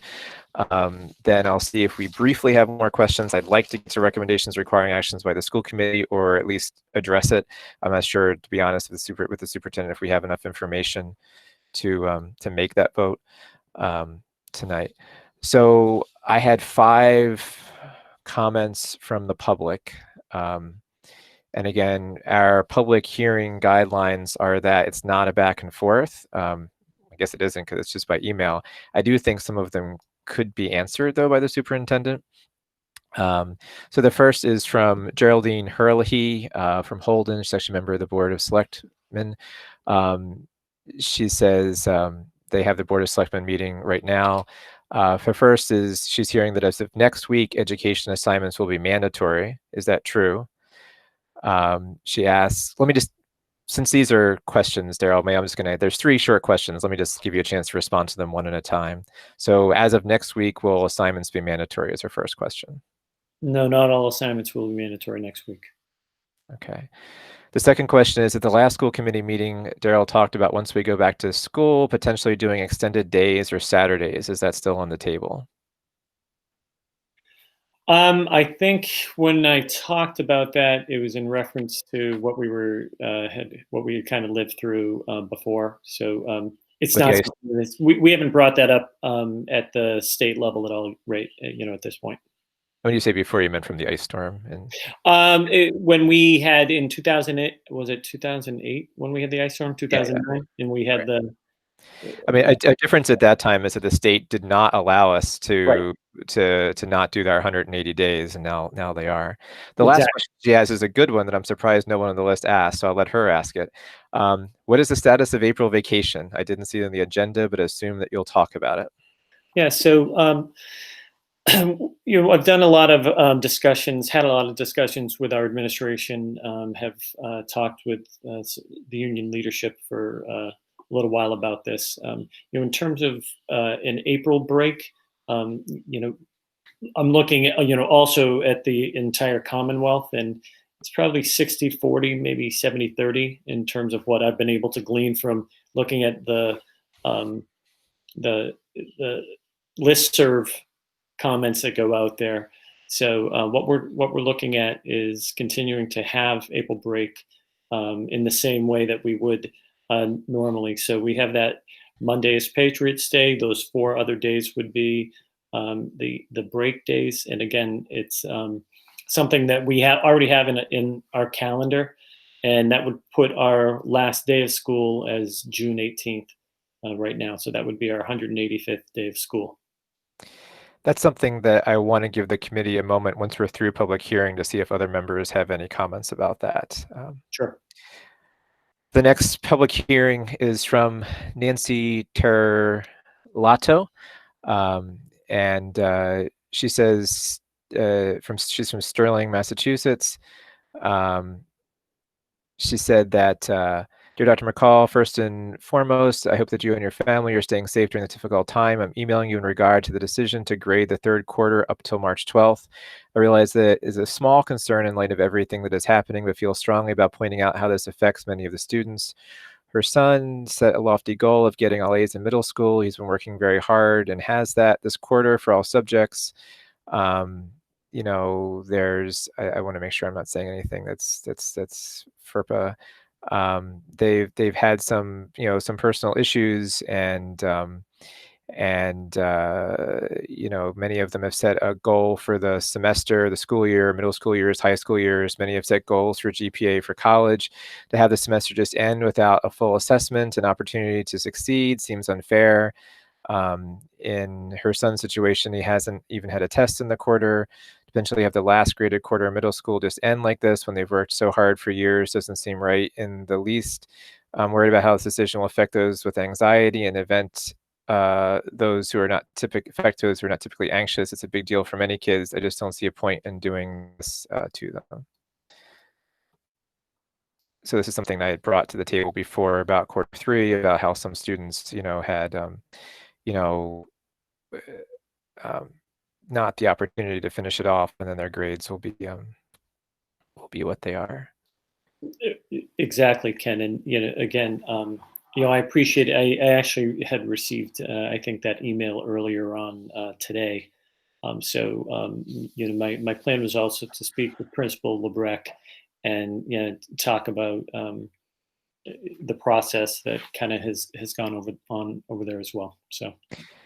So I'll just also follow that we got an email from Mountview today about their plans to not have those grades affect that situation. So that might be something you want to make sure that you're being consistent with your schools. I thought it was a good email from Mountview, and I think, again, consistency is important.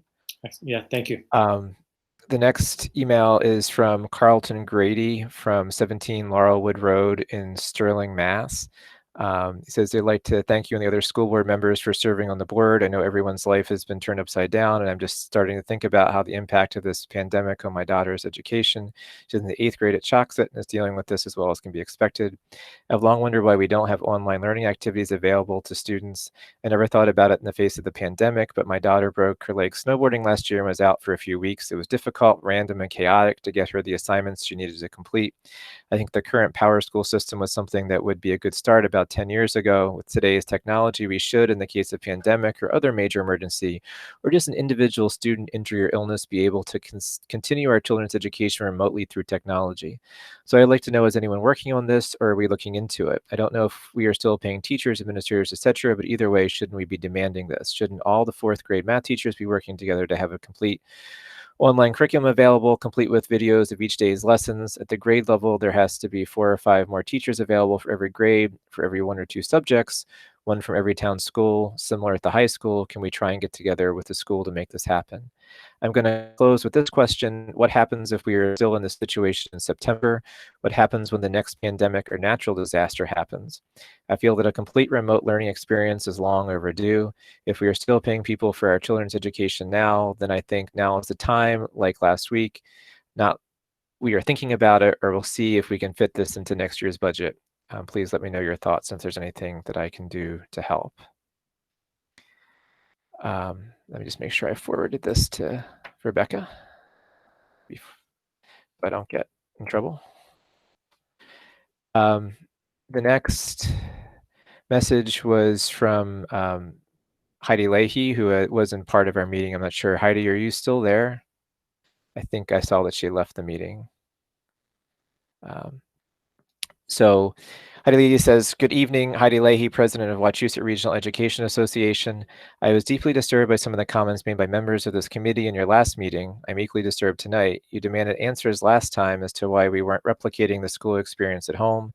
Tonight you wanted detailed answers to a multitude of questions and brought forward complaints that we were requiring too many demands. The development of a learning model that is completely different in the middle of social distancing is extremely challenging. The answers to all of your questions take time and planning.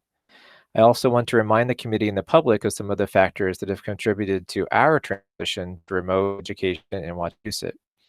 Wachusett has been and remains today one of the lowest funded school districts in the Commonwealth. We lacked central administrative teams with the capacity for advanced planning for any kind of transition from brick and mortar to virtual learning, nor do we have adequate staff during a national emergency. We lack one-to-one technology for all students, and we lack adequate staff to support the technology. Our tech department has one network manager, one supervisor of information services, one information services application specialist, and 7 technology assistants. A total of 10 people to manage a network with 13 schools in 5 towns, more than 1,200 staff members, and 7,103 students. The district has 4,838 Chromebooks, a shortfall of 2,265. Shame on members of the committee who have forgotten how pitifully staffed and funded this department has been, yet in a global crisis expect bold and out-of-the-box actions seemingly overnight. We lack the funding and therefore we lack the capacity. When a crisis hits, the district needed time to problem solve. Wachusett has also lacked professional development sufficient to have allowed all educators to have a basic level of digital competence. Many are self-taught with a resulting range of skill and efficiency. It has been a very steep learning curve under intense pressure and scrutiny for many of our staff. There has been much public criticism of our teachers, seemingly driven by the inconsistency of approach and outreach. That falls on district leadership, including my own. I told members to wait for district direction before starting outreach to students. The district needed time to address the hierarchy of student needs as recommended by DEI. The directive of the superintendent to continue contacting families by any means you had customarily employed would have meant teachers could have simply continued what they were already doing and using methods and technology that had been vetted. That never happened. Principals went off in different directions, resulting in public outrage over the inequity, exactly what I was trying to prevent by asking teachers to sit tight until we get some direction.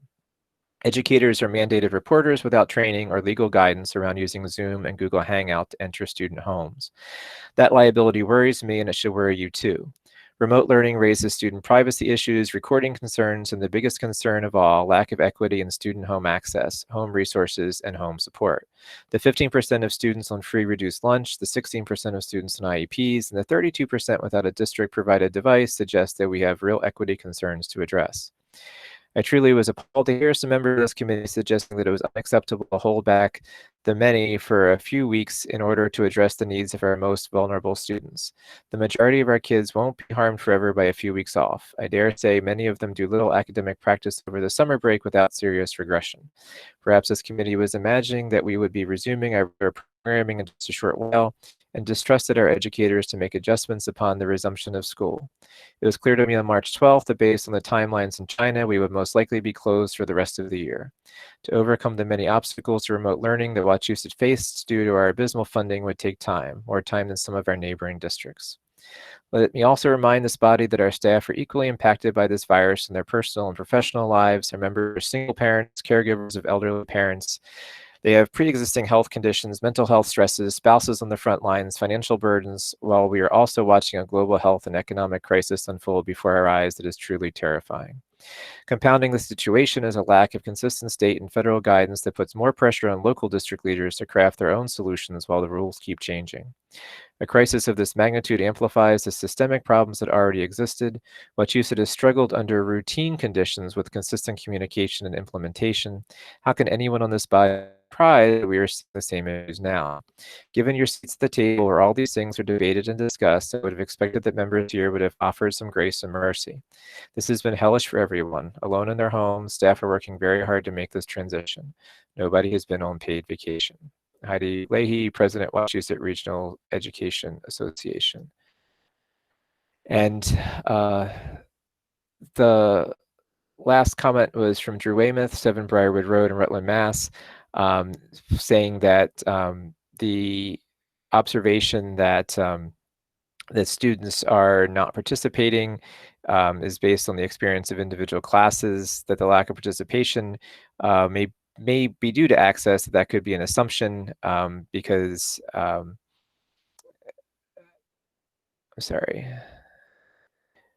So the assumption that the lack of participation is due to access is not the case, given that they didn't even distribute all the ones they already had to interested families in terms of Chromebooks. So members are reminded that it's not a back and forth. So we're not going to okay, so I'm getting a note here from Mike Dennis that my connection cut out. Did Heidi's message, was that not heard? Daryl? Nope, we heard it. You heard it? So the totality of it was heard, but there were certain parts that were hard to decipher. So what I'm asking is if you could forward her statement to members of the committee through email. I will ask her permission to forward it that way. It would be attached to the minutes of the meeting, but I'll get her permission first to make sure that she would want it shared in that way. Yeah, well, she does indicate or give her permission to share it, which is, I'm sure she, she's sharing it in public hearing. So I'd be surprised if she didn't. Oh, I totally agree. Yes. Yeah, it would be. I would like to be able to see it before waiting for the minutes to come out for the next meeting. That's fair. So, okay, so so again, I want to make sure that we are that we're not back and forth. I do think that one question was raised about April break that I think I invite people to have comments on. Member Gustafson also asked if we could revisit the question of items at schools, which was raised in the last meeting, particularly instruments. And Ms. Barton notes that she would encourage any district families that qualify for free and reduced meals to contact her to receive the meal. So first off, let's turn to Member Gustafson's question. I want to hopefully be done with this by about 9:40, not your question, but our discussion.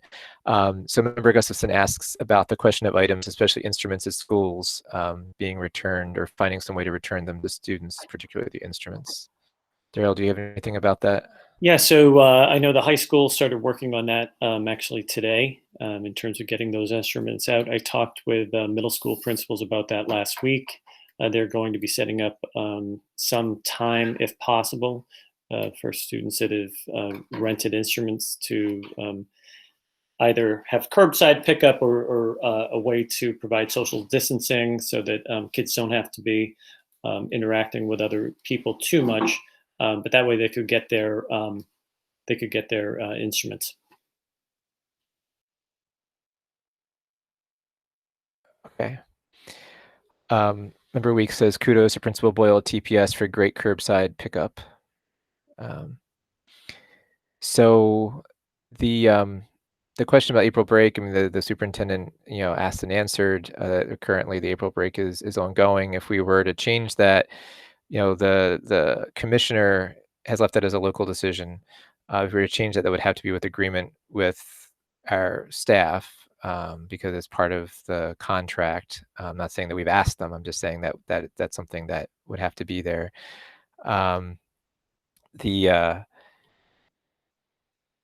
We would finish earlier in June if we went through April break. Not that I'm saying we're proposing that, but if we were back in June, it would be nice to have those days in June. Our student rep asks, if students have items in their lockers that are necessary for their classes, specifically as someone mentioned AP classes, will there be a way to retrieve those? I'll speak with Principal Biendo about that. The issue that we have in terms of every time we allow someone into one of the buildings, we have to then go back through and disinfect. So it's a little more challenging in terms of the high school because we can't just pull all the stuff out of kids' lockers and put it on the curb. So I'll speak with Bill about that. We wanted to do the instruments first. That was a little easier to do. Kids' lockers are a little more challenging, so I am speaking with him tomorrow, so I'll bring that up. All right, so I want to turn back to our agenda. So we've done public hearing, we've done chair's opening remarks, student representatives reports. Rihanna, Leah, do you have anything to share with us? I believe the only thing that we haven't covered so far, one thing that came up was with the AP classes, there is a new update for the exams, a new format. And so with that format, students can't download the lockdown browser that's necessary to take the exam on their Chromebook. And so if we aren't back in school on May 4th, there could be potential problems with students not having access to be able to take the exams on those days. They do start now on the 11th instead of May 4th, so we'd have an extra week. But if we're planning as though in precaution that we aren't going to be returning, that may be a large issue for a lot of students who plan to take AP exams. And then another question that a few students had was if after school activities can continue remotely. So they were asking about if there's clubs in which meetings aren't dependent on being present in person, and if teachers are willing, can they hold a meeting over Zoom or Google Hangouts and just reach out to students and talk and provide that sort of connection? So that still exists. And then also it could be specific to the music department, but someone asked whether private music lessons could continue virtually, and so they can still be practicing and receiving that more than just in the general music class enrichment lessons. So Rihanna, those are great questions. What I would like you to do, though, is put them into writing and send them to me. That way I can confer with Principal Biendo about some of the logistics associated with them. I do know the AP issue is going to be an issue that many districts will face, because most kids at the high school level, if they are issued some type of laptop, 95% of them are issued a Chromebook. It's not a computer. So this is going to be an issue that goes well beyond that of Wachusett. So please put that into writing for me, and then I'll sit down with Principal Biendo, or we'll talk online and go through it tomorrow. And not to violate her trust with you, Daryl, but if there's things that result from that, if they can be included in your next report so the committee can know the answers to some of these things that will affect the seniors. Sure. Thank you. Okay. I don't actually know if Leah's still here, but do you have anything? No, Leah isn't here. Okay. So, all right. So the next item on the agenda is back to the superintendent's report. Quickly, Member Gustafson mentioned if we're closed the rest of the year and there may be limits on who can access buildings, we're going to be important to find a way to let students get their belongings, which is definitely the case. Member Haber notes that continuation of the AR program online, we were told it is not allowed currently. I think that would be important. And Member Smith says she attended a webinar on AP and can talk about the tech issue. Briefly, Christina, could you give an update on that, or were you just offering that to Daryl? Christina? Sorry, I couldn't unmute myself. Just briefly, the webinar I attended, Trevor Packer of College Board said that students could use any device, a phone, a Chromebook, anything to take the test on. I don't think they'll have to worry about the lockdown browser, or they'll have some kind of web component. One of the options is to write the response out and take a picture of the response and submit it that way as well. The College Board also has on their website, which I find a little ironic, but they have a listing for students who need technology they can write into them or call them, and they'll help them get, if it's internet access or a device, the College Board will assist them. And that's it. Great.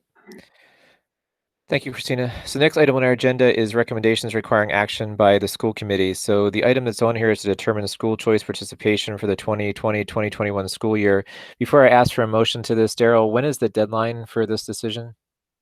I actually believe it's not until June.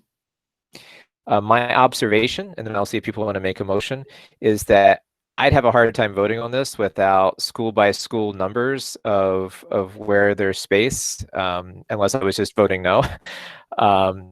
So I just throw that out there. So does a member of, I will take a motion from a member of the committee to vote on determining school choice participation for I'm going to turn this into a motion, which I think Rebecca did for me, and I'll have to find that email from her. Because she takes care of us, and I don't read her emails.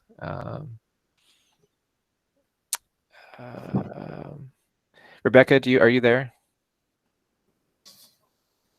I am here, Ken. I'll send it to you in 1 second. Okay, I know you already did. I've just gotten a lot of emails since then. Oh, here we go. Okay, I got it. So I will do it the way I kind of expect.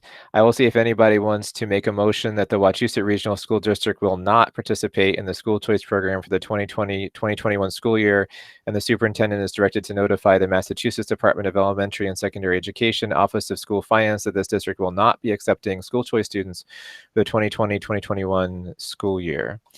Does anyone want to make that motion? I'll make that motion. So Member Loy makes the motion. Would anyone like to second the motion?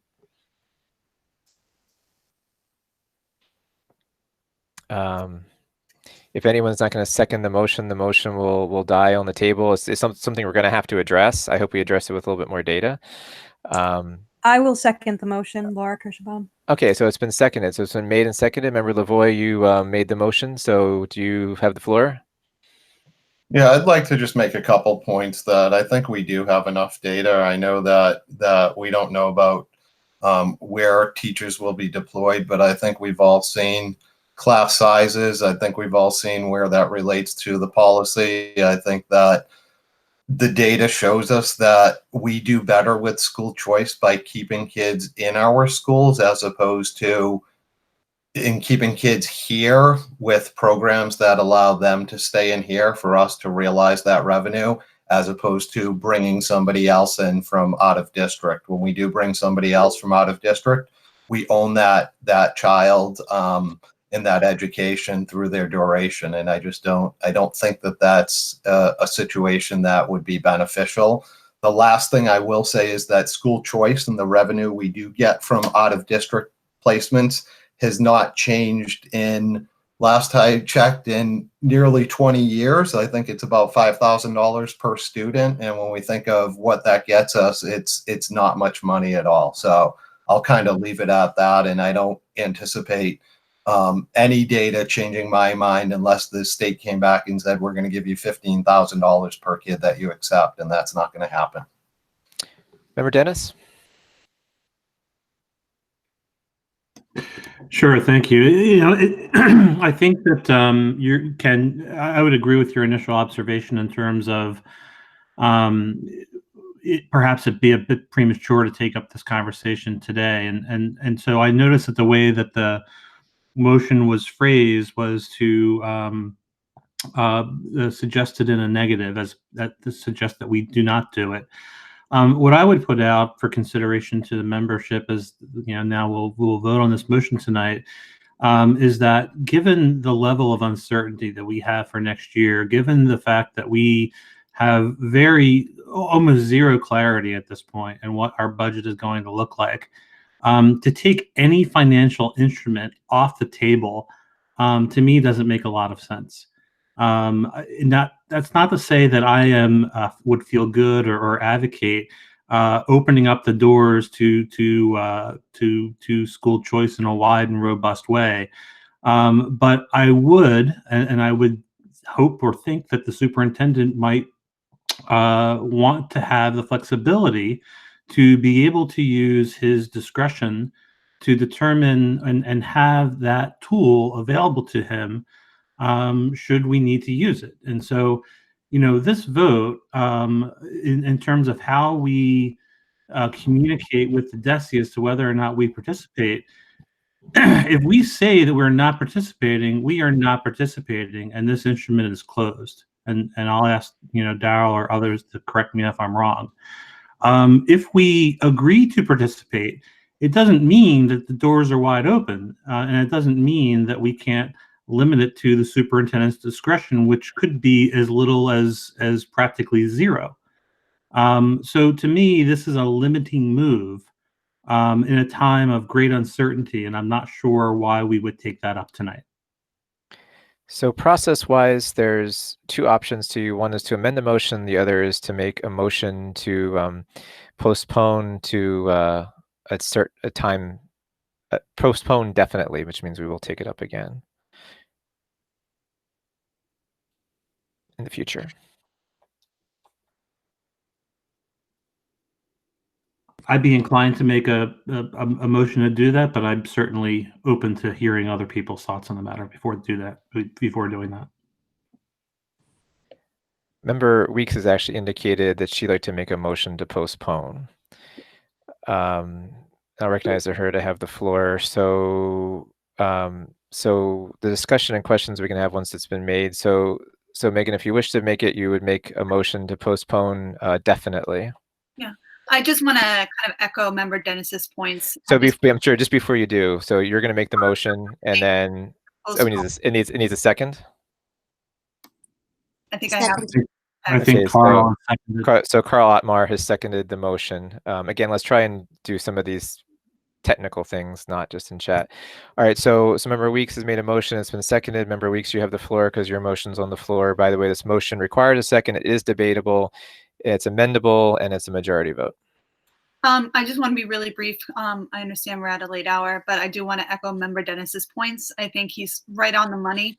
I'd like to get more data regarding space in schools, but also I don't want to take this financial measure off the table at this point until we have a little more information. And since we do have until June to make a decision, I think it would be prudent to wait. Is there other discussion on the motion on the floor, which is the motion to postpone definitely, which means we'll leave it on the agenda? I would just like clarity from the maker of the amended motion as to what information would help with clarity that is being sought that would be available over the next 2 months. I'd like to know more about if budget cuts are coming forward, what types of teachers may be laid off.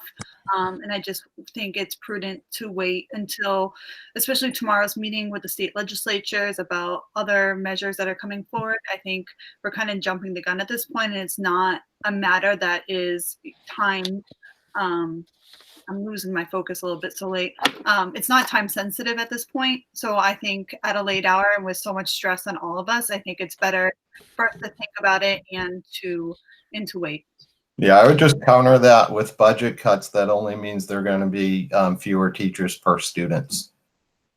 So it's all the reason why you'd want to put this measure in place today, because we as a committee should not be deliberating this or thinking about it any longer. We should be thinking about the things that actually matter to this district moving forward, as opposed to kicking this down the can to have the same discussion in 2 months. I mean, 2 months is going to go by quickly or slowly, depending on how you perceive it, but there's going to be a lot bigger decisions than school choice. If I could also chime in there too, we've had a lot of conversation around not having insufficient staffing for the numbers that we currently have. If we are allowing school choice or even postponing this decision to stop it, it doesn't necessarily alleviate that situation at all. We're still going to have an understaffed, under-resourced district.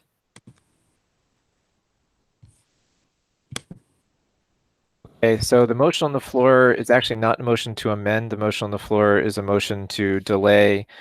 It's a postpone definitely. So if this motion passes and it comes back, the motion will be in the negative because that's the way the original motion was made. I don't see anyone raising their hand in the chat to make further comments. We have to do this by. I do actually see a hand. Member Gustafson. Sorry, I had my thing off. I just wanted to say that I would echo Mike's comments. Being on business and finance, I think delaying would be more prudent, as it gives us time to have some of the discussions about the budget going forward, which we haven't had yet.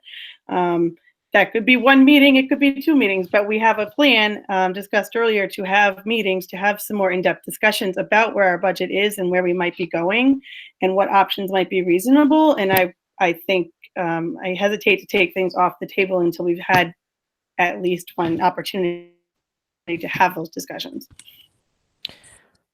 All right, so I'm going to try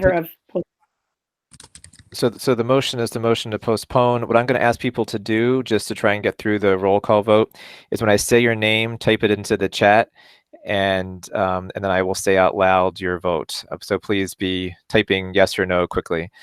Member Ayala. Yes. Member Brown. Yes. Member Dennis. Yes. Member Godbout. Yes. Member Gustafson? Yes. Member Haber? Yes. Member Haynes? Yes. Member Imber? Yes. Member Kirschenbaum? No. Member Lavoie? No. Member Long-Balil? Yes. Member Michalowski? Yes. Member Mitchell?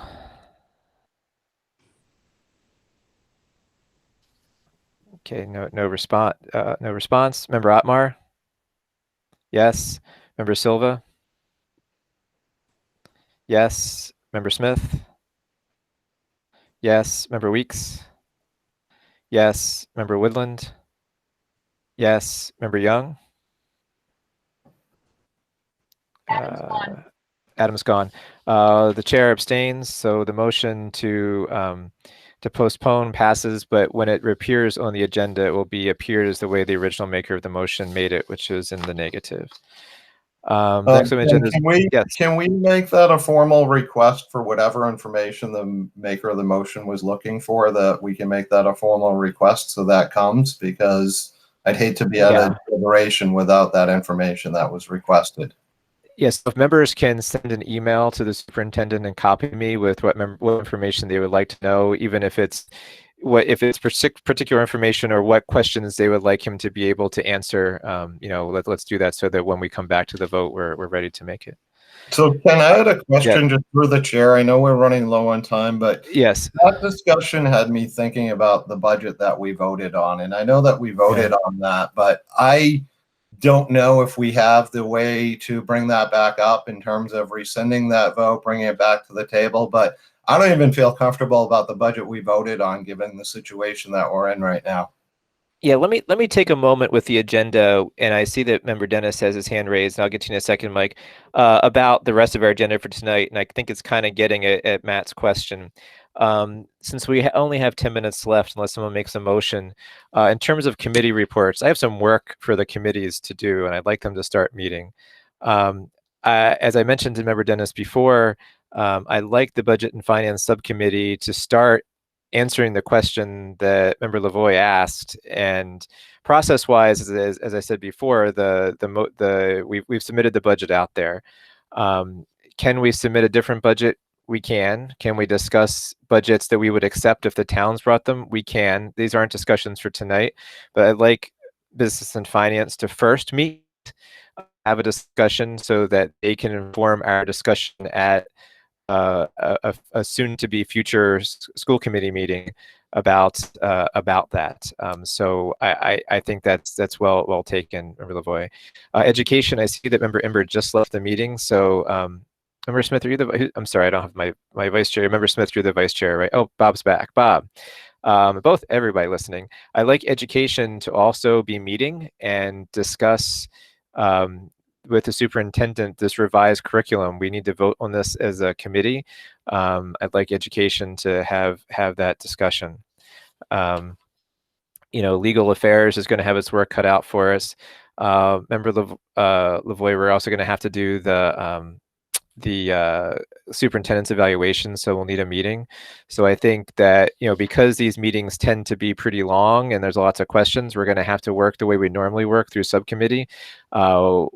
Rebecca and I will facilitate making sure we don't violate open meeting law in the way we do those, but we're going to have to do subcommittee work to answer these sort of questions. I know Rebecca, I believe, has reached out to Dr. McCall in terms of availability for the subcommittee meeting, and she should be polling the members of the subcommittee to find out what works for you. So I'm waiting for Rebecca to finalize that time, but I believe we're looking at sometime next week, if I'm wrong. If I could be wrong.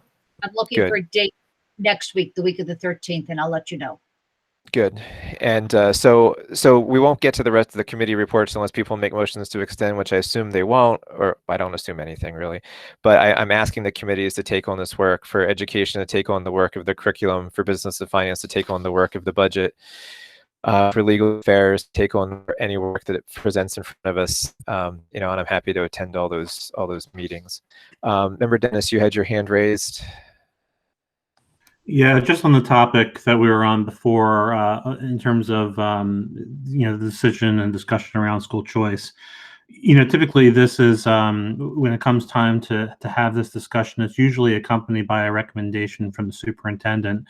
And what I suggest is that as we move forward, as we learn more, and we take this decision up again, because we will need to before the beginning part of June, that certainly interested in hearing more about his perspective as it respects school choice for this coming year.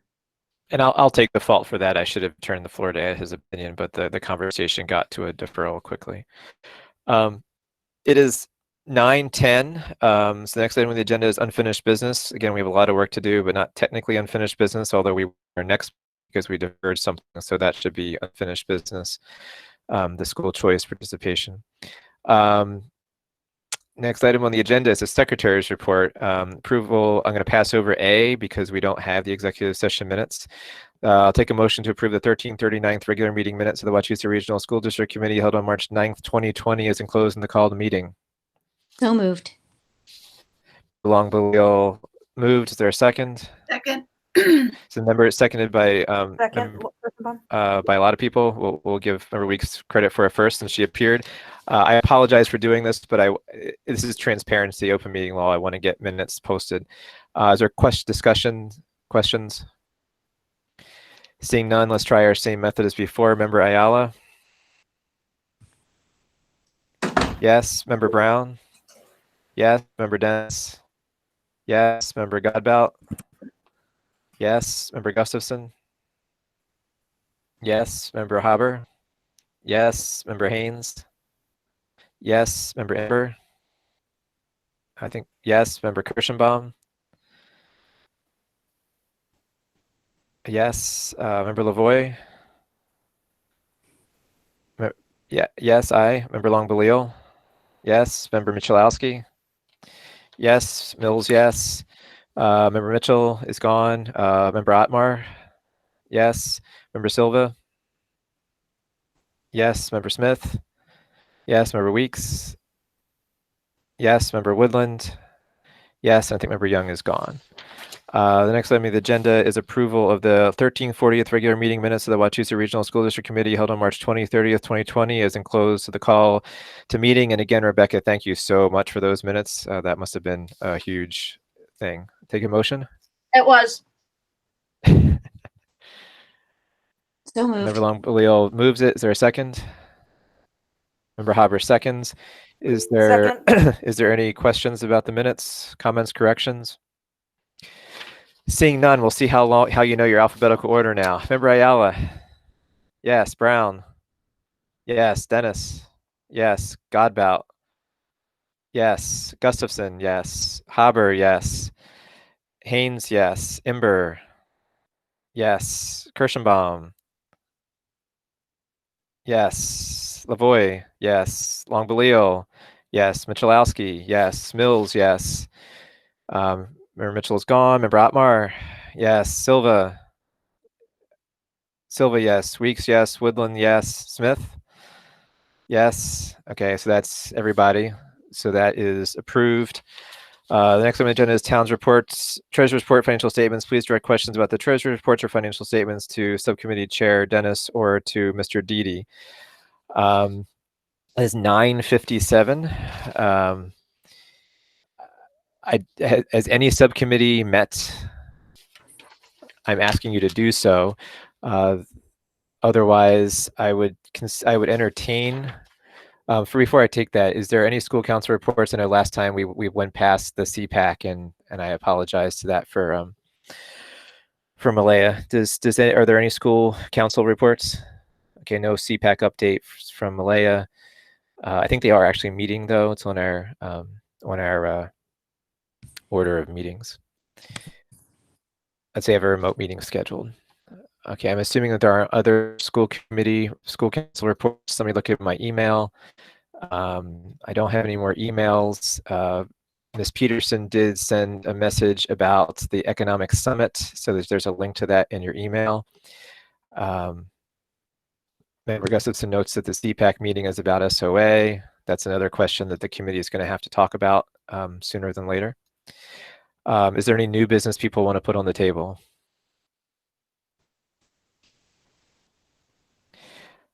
Seeing none, member. Well, Yeah, I'm sorry. Yes, member Ken, Levine. I think new business, this committee should be aware that there has been changes recommended by MASC for the evaluation, and we'll discuss that as our subcommittee, but eventually it's going to come back to this full school committee. Yes, indeed. Member Ember has made a motion to adjourn. Member Silva has seconded that motion. So again, alphabetical. Member Ayala? And just I'll let Melissa said yes. Just I also wanted to really give a thank out to members, Mr. Sklar, Barry Sklar, and folks at HCTV for making this possible on TV. These guys have been watching us for hours, and we greatly appreciate their work. Member Ayala is yes. Member Brown? Yes. Dennis? Yes. Godbout? Yes. Gustafson? Yes. Haber? Yes. Haynes? Yes. Ember? I think is gone. Kirschenbaum, yes. Lavoie, I believe, has left the meeting. Long Balil, yes. Ember also said yes, and thanks administration and faculty and staff. Michalowski, yes. Mills, yes. Mitchell's gone. Otmar, yes. Silva, yes. Smith, yes. Weeks, yes. And a huge thank you to all. Woodland, yes. All right, so we are adjourned. Thank you for everybody for all their hard work, faculty, staff, administration, members of the public. Have a good evening.